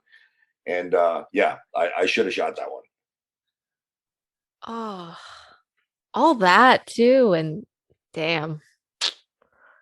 Yeah, that's one thing when you're working in the stunt industry is it's a profession, so you can't always be married to the outcome. And Hmm. sometimes it's great. I've had some jobs where my buddy standing off to the side shooting it with his iPhone gets the best angle, and then you see it on TV, and it's like that's nothing. That's not capturing anything that we did. But that's what the director wanted, and we're there to give them the stunt, and it's for them to use it as they see fit. So that's, if I really want to see it the way I want to see it, I'll get somebody to shoot it from the angle that I want. Hmm. But it's not for me to tell the director what they want. It's for me to give them what they want, and then they can use it as they see fit. What's that machine called again? I want to Google it later. I want to Air see. rem, air rem, Air. ARRAM, Okay. Air rem. rem, RAM. Ram. Yeah. Air ram. Okay. Okay. Let's do a little bit of rapid fire. I'm going to name a simple wrestling move. And you just tell me the first person that pops into your head. Okay. First one is Dropkick. Doug Furness. I am not going to know any of these people that you name. Look him up. He has the best drop kick in the business, and that is with due respect to Jim Brunzell, Lance Storm, and Rainmaker, Okada, and all those guys that have incredible drop kicks. Doug Furness, hands down, best drop kick in wrestling history, and he was a 265-pound world powerlifting champion. Oh, dang. The Yeah, big boy.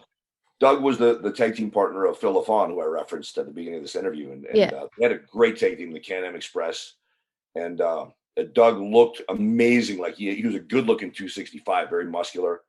Phil used to say, "Doug looks like a Greek god. I just look like a Greek."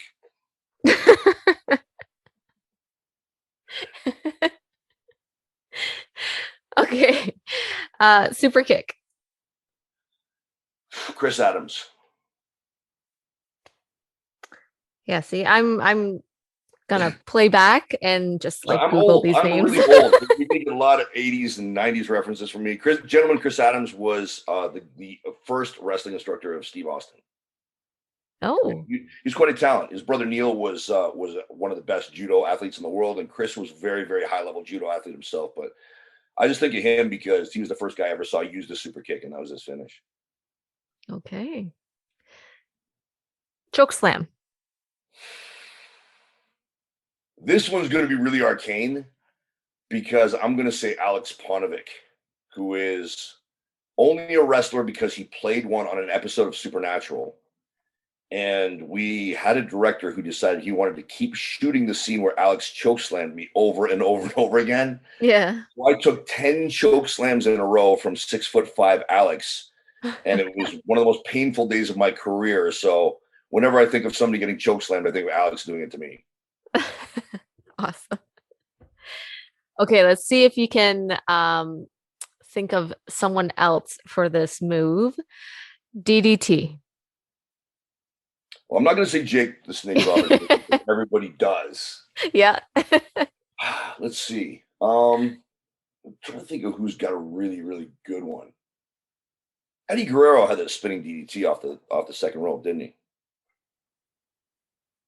Am I thinking of the right one? Yes. Yeah, I think it was Yes. Eddie. Yeah, I saw somebody. It was. I saw Eddie do a sick DDT off the second rope. I don't know if it was as Black Tiger or as Eddie Guerrero, but otherwise I'm going to say Eddie.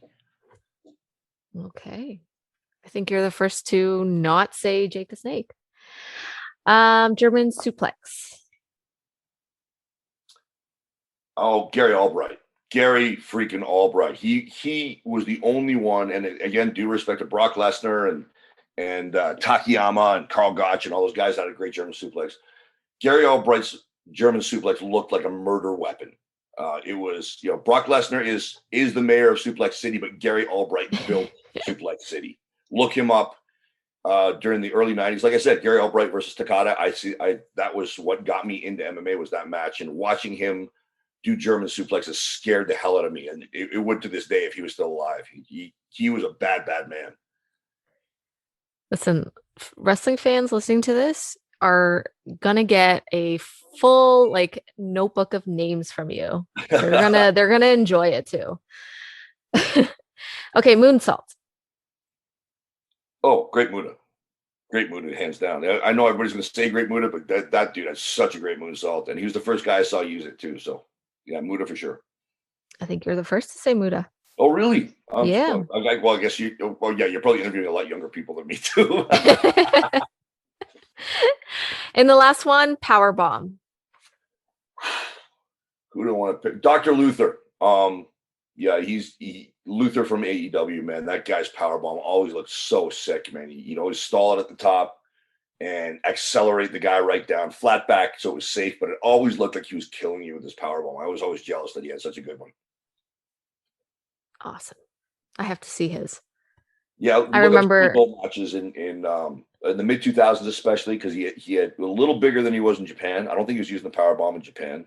No, he wouldn't have been because he was in FMW, and that was Onita's move. Onita was the number one guy in FMW, so he can't be using his finish. But yeah, in the mid 2000s, the Army of Darkness days and the Portland wrestling days and stuff like that, because Luther was booking Portland wrestling for a while.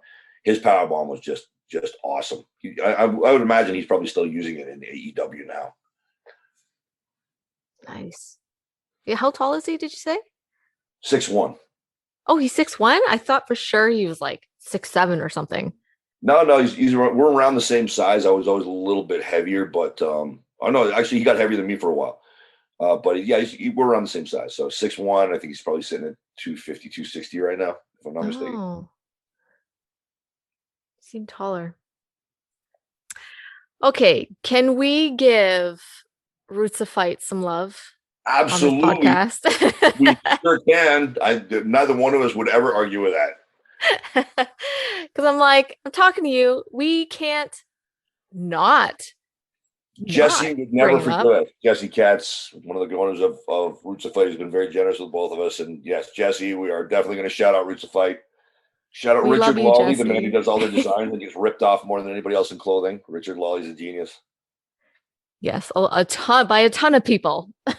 Yeah, everybody rips off Roots of Fight, and it makes me feel so bad because it's all Richard's work. Yeah.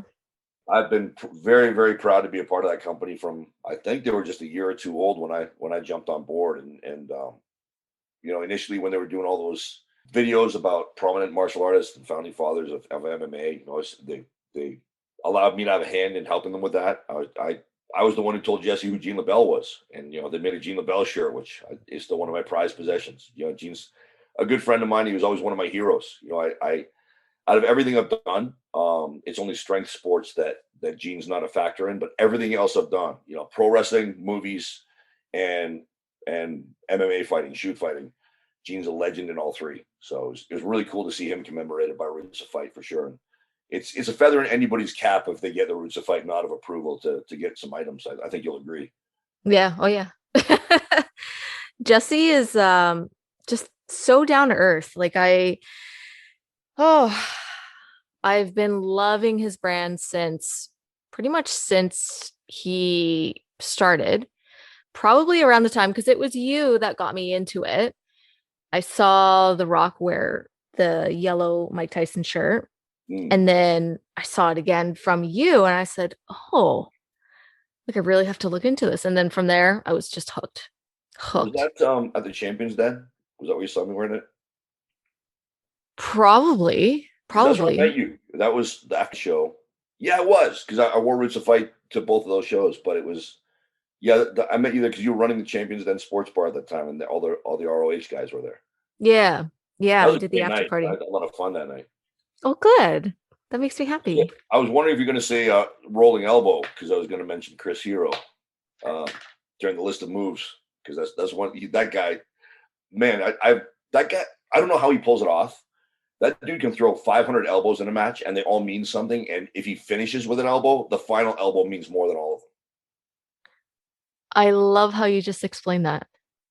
Yeah, it's just how he puts it together and displays them. And I think I saw him wrestle Lance Storm once, and I just noticed he was throwing tons of elbows, but it didn't look like throwaway things. Like they all meant something. But the last elbow of the match that he threw, I was still like, oh my God, that's like so much more than all those other. That move really means something. That's a finisher. Yeah, he's so good. Chris is so damn good. He is. Right now, I think he's doing he has his own podcast now or something. Yeah, that's right. I'm getting so behind on my podcast. I keep meaning to subscribe to that one. I'm going to do it right now as soon as we finish here. But you're going to subscribe to mine first, right? Oh, of course. Not that you've given it legitimacy by having me on it. I just insulted a bunch of people. I don't even know who you've had on before this. I've insulted all of them. Oh, buddy. Reeling that in right now for anybody who's offended. I'm going to go back in the list and I'll be mortified because they're all more important than me. Yes, going back, I just want to say about Jesse, pretty much this entire podcast, you've been mentioning all the good people that you've come across and how genuine these people are who have helped you along the way and who have helped you get to where you are, where you've been. Jesse, I knew right from the start, he was just down to earth, super nice. And if I meet anyone like that, I will praise them and will be a huge, huge supporter. And then even when Jesse, and I just say Jesse because I've only talked to him and I know there's, a whole team with Roots of Fight. Even after getting so big, he didn't treat me differently, yeah, even if I don't bug him, but when I do shoot him a message, he messages back and he's so nice. And actually, Mother's Day that just passed, my husband is like, "Hey, have you checked your phone lately?" I said, "No." He's like, "Yeah, maybe you should because you'll have a smile that not even myself could give you." I'm like, what the hell are you talking about? So I go on and Jesse puts me on wishing me a happy Mother's Day. And he was with me. Josh is with me. And I smiled huge. He's like, "See, I told you." I started laughing. I'm like, he makes me feel special. He's just a genuine guy. I mean, when you think of what he pulled off, because Roots of Fight started with very humble beginnings. They didn't have much of a budget at all to start with. They weren't one of these companies that started with like $1 million budget where they're signing these athletes to all these 7-figure deals. And yet he managed to talk the Bruce Lee estate and the Gracie family and Muhammad Ali himself, because they struck a deal with Muhammad Ali before Muhammad died, and Mike Tyson. Mm-hmm. He's talking to these people and convincing them to work with him as a humble small company. These are people who get courted by mega $1 million corporations that want to cut them big checks. Mm-hmm. And after a sit down with Jesse, they're like, okay, this is the kind of guy I want to work with. And that's how I ended up working with him, because a mutual friend of ours, Dr. Nigel Liang, he said, yeah, my buddy Jesse's he's got his company, and this is kind of the basic idea. And I thought of you, Paul. Maybe you give him some advice and consult with them and help them to find their way, which they were already doing a good job of finding. And so I thought, sure. And I booked a meeting with Jesse, and I had a meeting with somebody else that wanted me to get involved in their business venture. And it was a clown show. And it was like, there's no way I'm dealing with these people. They're so unprofessional, and this is a dumb idea. No. So I leave that meeting and go with that mindset. I go straight into the meeting with Jesse. And I was kind of a dick. I was just because I was dealing with a flim flam man before. And so Jesse's telling me, and I just stopped. I went, dude, just let me know why I'm here. Like, am I here to help you? Are you interviewing me for a job? What's it? And just goes, oh my God, I'm sorry, man. I got off on a tangent talking about the company, but this is, and then I realized this guy is coming from a genuine place. He's not trying to put one over on me. He's not trying to sell me a false bill of goods.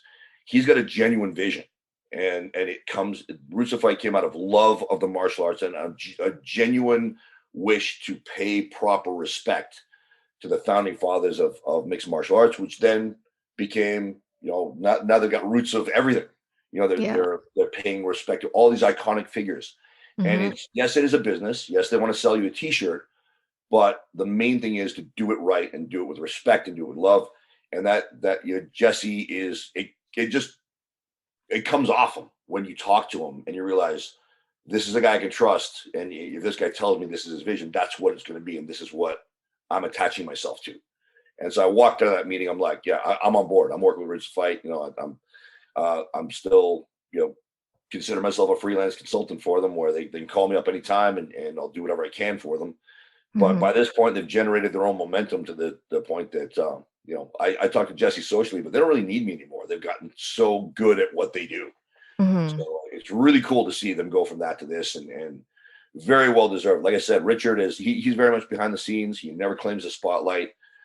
Tireless workhorse. All of their designs are done by Richard Lawley. One guy does all of that, and I've yet to see him put a foot wrong. It's every time I see a design, once in a while, like with the Hart family line, Jesse ran it by me just to see what I would think, and mm-hmm. I'm like, dude, Richard did it again. It's and that was just a rough outline. So both of them, Richard, Jesse, they've really created something special there. Oh, they're amazing. I love their brand, and I will always continue to support. Yeah, I'm no lie. I'm wearing a Roots of Fight Jack Dempsey tank top and Gracie shorts right now. See, it's my daily uniform. If I have a say in what I'm wearing, 99 days out of 100, it's going to be Roots of Fight. Same here. Now, if they could make pajamas, you had a Roots of Fight bouquet for your wedding. That's dedication. I had to, I legit love the brand. I love the brand. I love the person behind it. It's just when you have that feeling of someone being genuine, you really want to support and you really want to go to bat for that person. You know what I mean? So, yeah, I had to, because I legit wear Roots of Fight every single day. If I have to dress up with it, I'll dress up with it. I'll wear a skirt. I'll tuck in the t-shirt. It's dressed up, Yeah, and that's the thing too, is like you'll see red carpet photos where Rihanna or Jay-Z or something like that are wearing Roots of Fight. They're not getting paid for that. I would imagine they got the item for free, mm-hmm. but Roots of Fight doesn't cut them checks to do that. They're wearing that stuff because it's awesome. The fabric is so different too. Like you see all these knockoff Roots of Fight companies, but mm-hmm. the fabric's different. It doesn't feel nearly the same. Mm-hmm. So that's something to keep in mind, is like you see dressed up celebrities wearing Roots of Fight. That's because they want to wear Roots of Fight. In fact, yeah, I remember, I won't say the fighters' names because I don't want to get them in trouble, but I remember years ago, there were UFC athletes under endorsement contracts with other clothing companies that were getting in trouble with their sponsors because they were wearing Roots of Fight. Oh, really? Yeah. It was like, I can't not wear it. It's too awesome. Yeah, it's too good.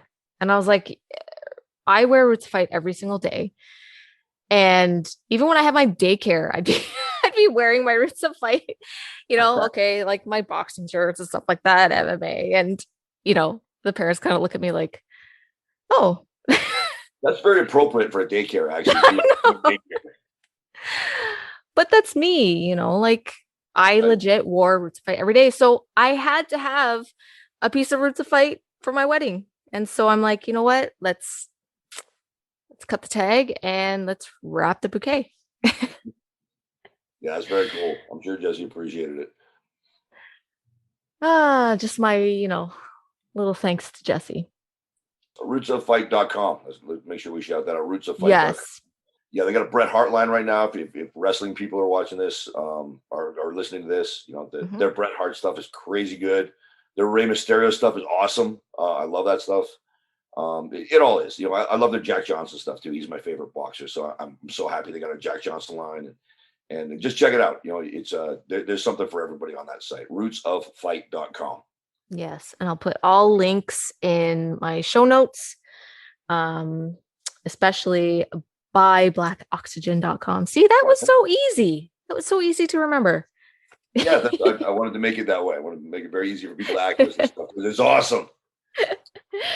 So before we go, you are the author of When We Were Bouncers 1 and 2. Yes. Now, can you tell everybody what your books are about? It came with an idea that I had because there have been several projects that people have tried to start, TV shows, movies, and stuff like that, based around bouncers, and they never seem to do well. And I wondered why, because I was a bouncer on and off for 20 years, and the bouncers have crazy stories that you don't get anywhere else. And then I realized what it is that nobody really sympathizes or empathizes with bouncers because a lot of the time your memory of a bouncer is a negative one. They weren't letting me in the bar, or they taking my drink away at the end of the night, or they're maybe they're like I got in a fight with them and I got turfed out of the club. So then I started thinking, how can I make these stories more palatable to people, get past that? And then I realized I'm insanely lucky to have had a foot in several different worlds, in MMA and in stunts, in all over the place, in pro wrestling. And so I'm rubbing shoulders with all these extraordinary people. And I thought, well, a lot of them must have been bouncers too. And so maybe I don't like bouncers, but I'm a Sons of Anarchy fan and I like Theo Rossi. Mm-hmm. Or maybe I'm a pro wrestling fan and I like Shayna Baszler or Chris Jericho or Samoa Joe. Or I'm a UFC fan. I like Boss Rutan and Ken Shamrock, or so on and so forth. So I started reaching out to these people, and one thing I found, it's not just me, because I'm like that too, is bouncers love to tell their stories. And especially because, the more famous the person, the more likely it is that they've done a million interviews and been asked the same questions over and over and over again. Now I'm asking them to dust off old stories that nobody's asked them to tell for a long time. And so it amazed me how quickly it fell together. And, I very, very rarely got somebody who wasn't interested in the project. There was only once or twice that somebody said just declined and didn't really feel like doing it. But almost every single time it was just, but yeah, absolutely. And that was just, and then my other surprise was that I thought with 20 years of bouncing under my belt, there were going to be no surprises for me. Whatever I hear, I've seen it before or I've heard it from another bouncer. Yeah. Nope. It was like my jaw was hanging almost every story. Like, you are freaking kidding me. There's no way that happened. So it was so much fun putting these books together. I'm actually working on number 3 right now, but get out. Really? Yep. I'm not going to say who. I'll tell you off the air. Damn. Okay, good. I have a wish list of people who are probably, well, no, I won't say anybody's unattainable, but people who would be very difficult to get, who I really want to get. The Pope's on there because he used to be a bouncer. Dwayne Johnson's on there, the real super A-list names. And dang, I'm sure any chance I get to get these people to tell their bouncer stories, I'm gonna jump on it. So I got somebody off that list, and I'm not saying who it is until the book comes up, but I'll tell you off the air. But in the meantime, like I said, you want to pick up When We Were Bouncers 1 or 2. You're getting stories about Boss Rutan, cleaning house in Holland and fighting 6 bouncers in a Swedish bar. Stories of MVP, catching Mike Tyson doing cocaine in a bathroom stall and having to deal with that. You get crazy stuff. Theo Rossi, whacking somebody over the head with a serving tray.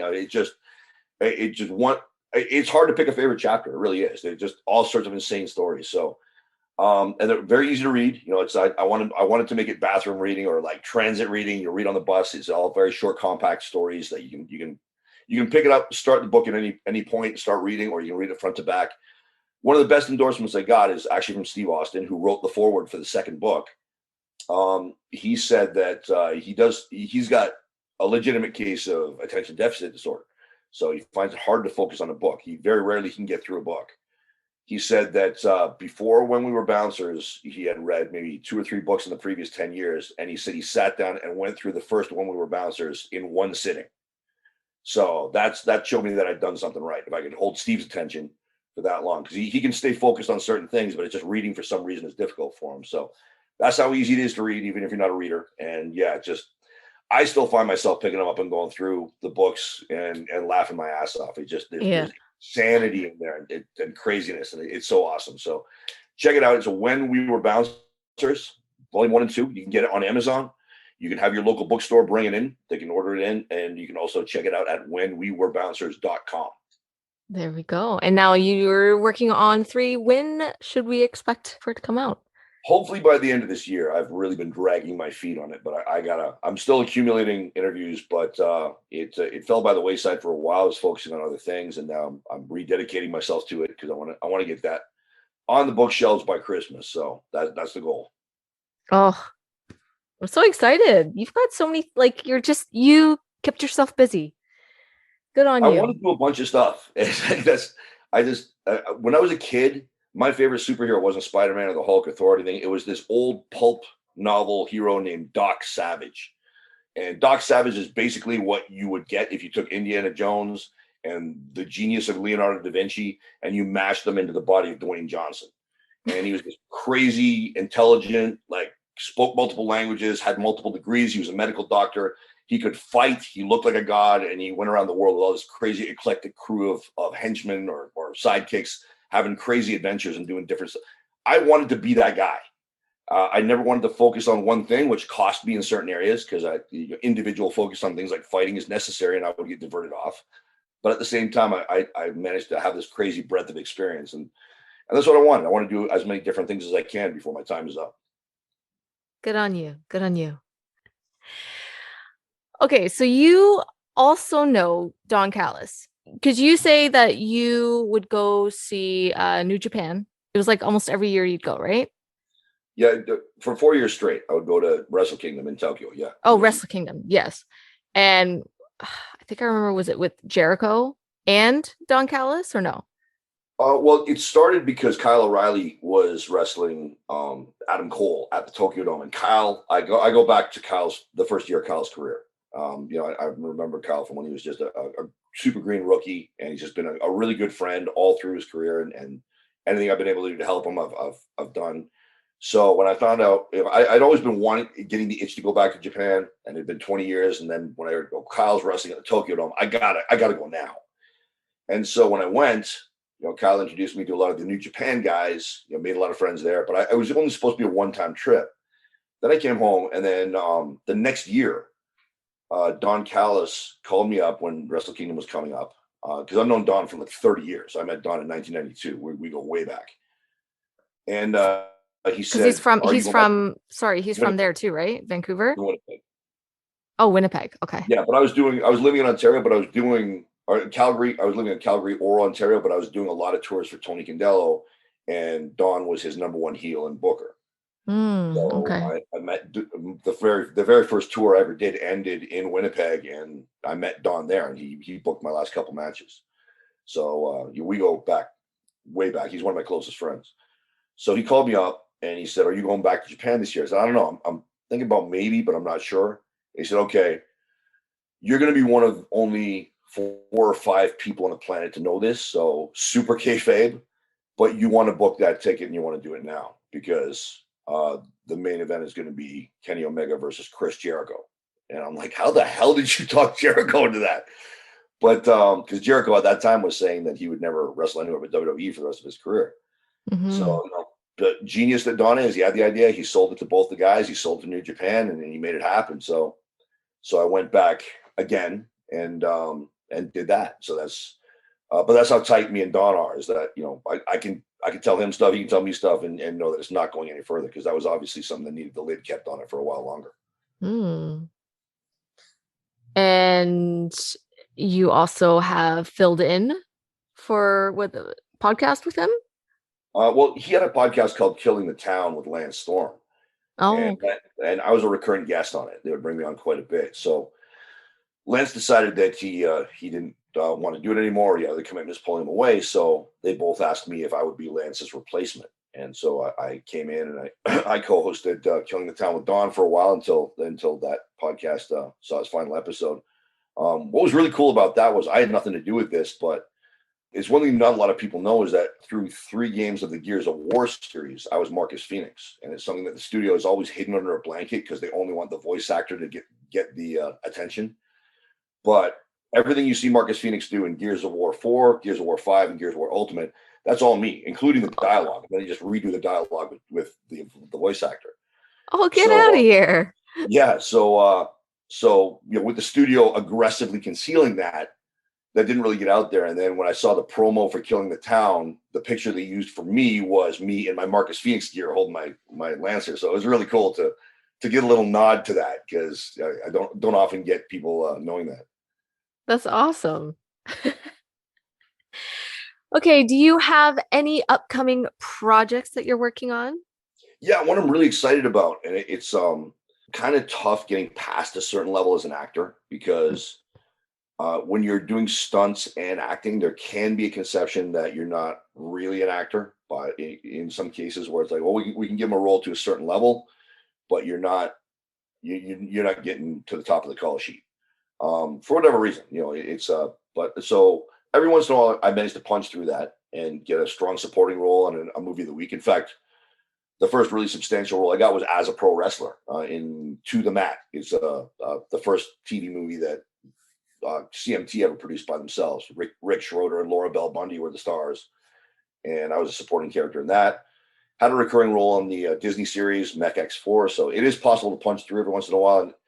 And thanks to my very good friend Peter DeLuise, who's a producer director, he was a cast member for the original 21 Jump Street series.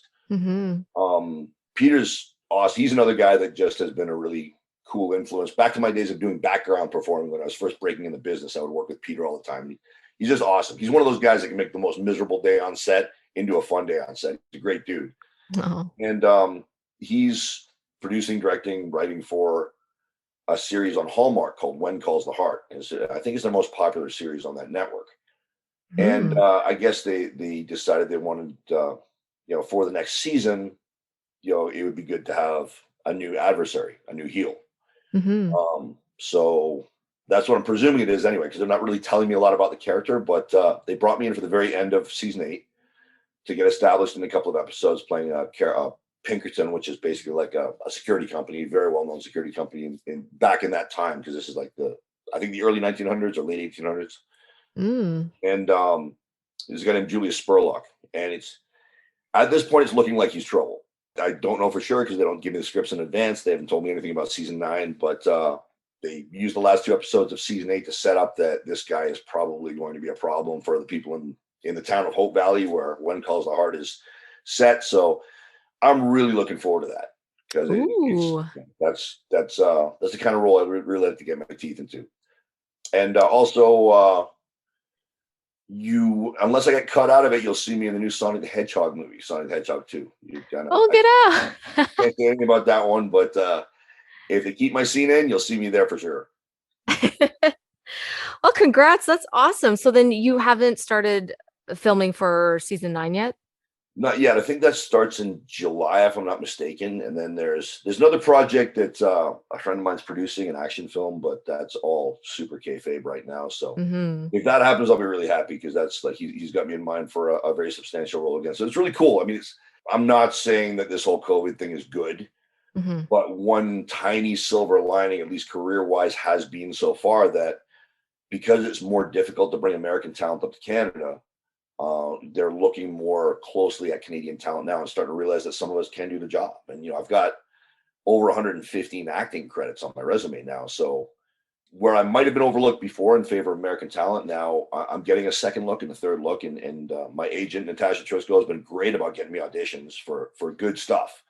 So that's really picked up. And as great as I'm feeling, thank you, Black Oxygen. As great as I'm feeling, I know that sooner or later I'm gonna have to close the door on my stunt career, and having some momentum in my acting career is going to help, because you can act until the day that you drop. Yeah. Oh, I'm so happy for you, Paul. That's great. My fingers are crossed for all these future projects. And yeah, I can't wait to watch. And I hope you do come out with When We Were Bouncers 3. So get your ass on that. Yes, ma'am. My words don't matter. Really do. That's why you got a podcast. Well, thank you. Okay, one last game, one very, very, very last game. I always end it off with my Survivor Series game. You're going to choose 4 other wrestlers from any era that you'd like to have on your squad. All right, I'm going to choose Doug Furness, Gary Albright, Samoa Joe, and I only got one left. Minoru Suzuki, because he's straight up evil. The other guys are big bruisers, and Suzuki is a small guy, but he's the most sadistic. No, you know what? I have to roll that back. Due respect to Suzuki, I'm going to say Judo Gene LaBelle. Yeah, so that's the crew. There you go. I only know Samoa Joe, so thank you for letting me know one person.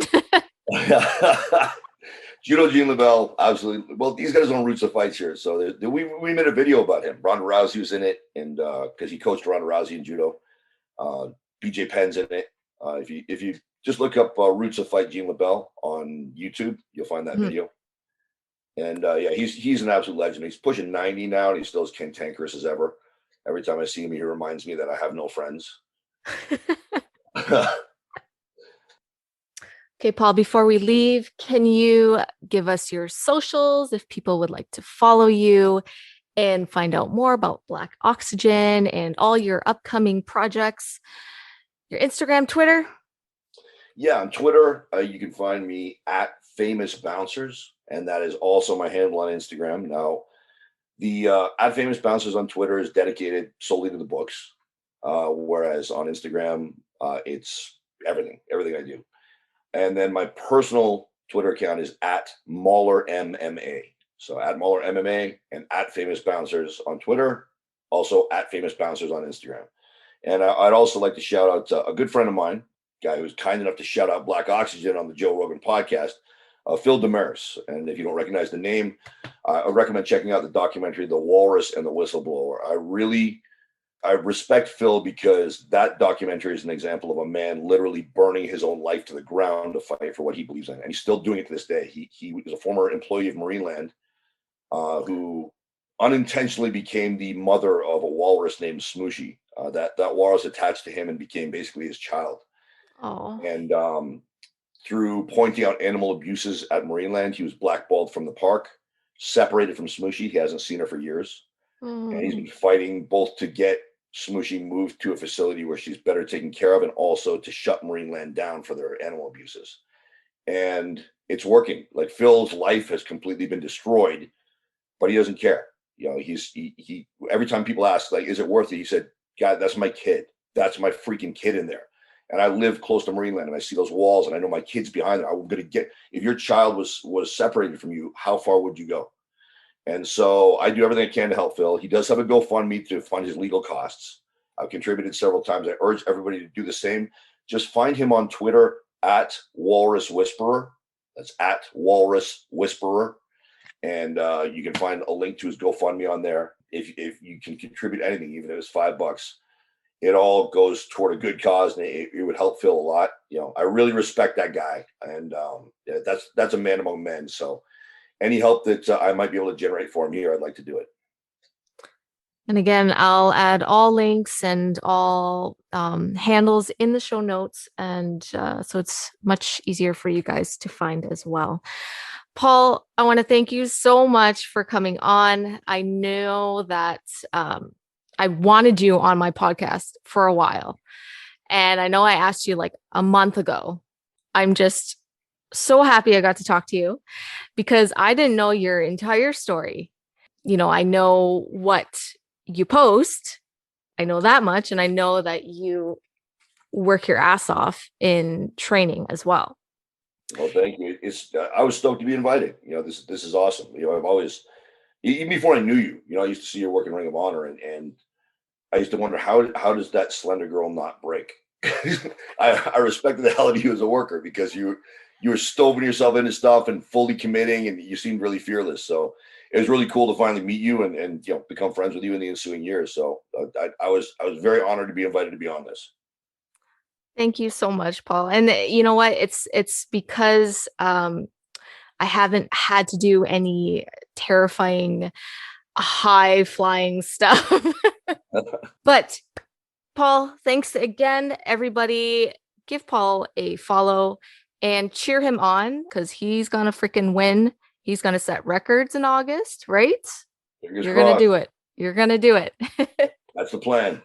All right, guys. Until next time, see you next Tuesday.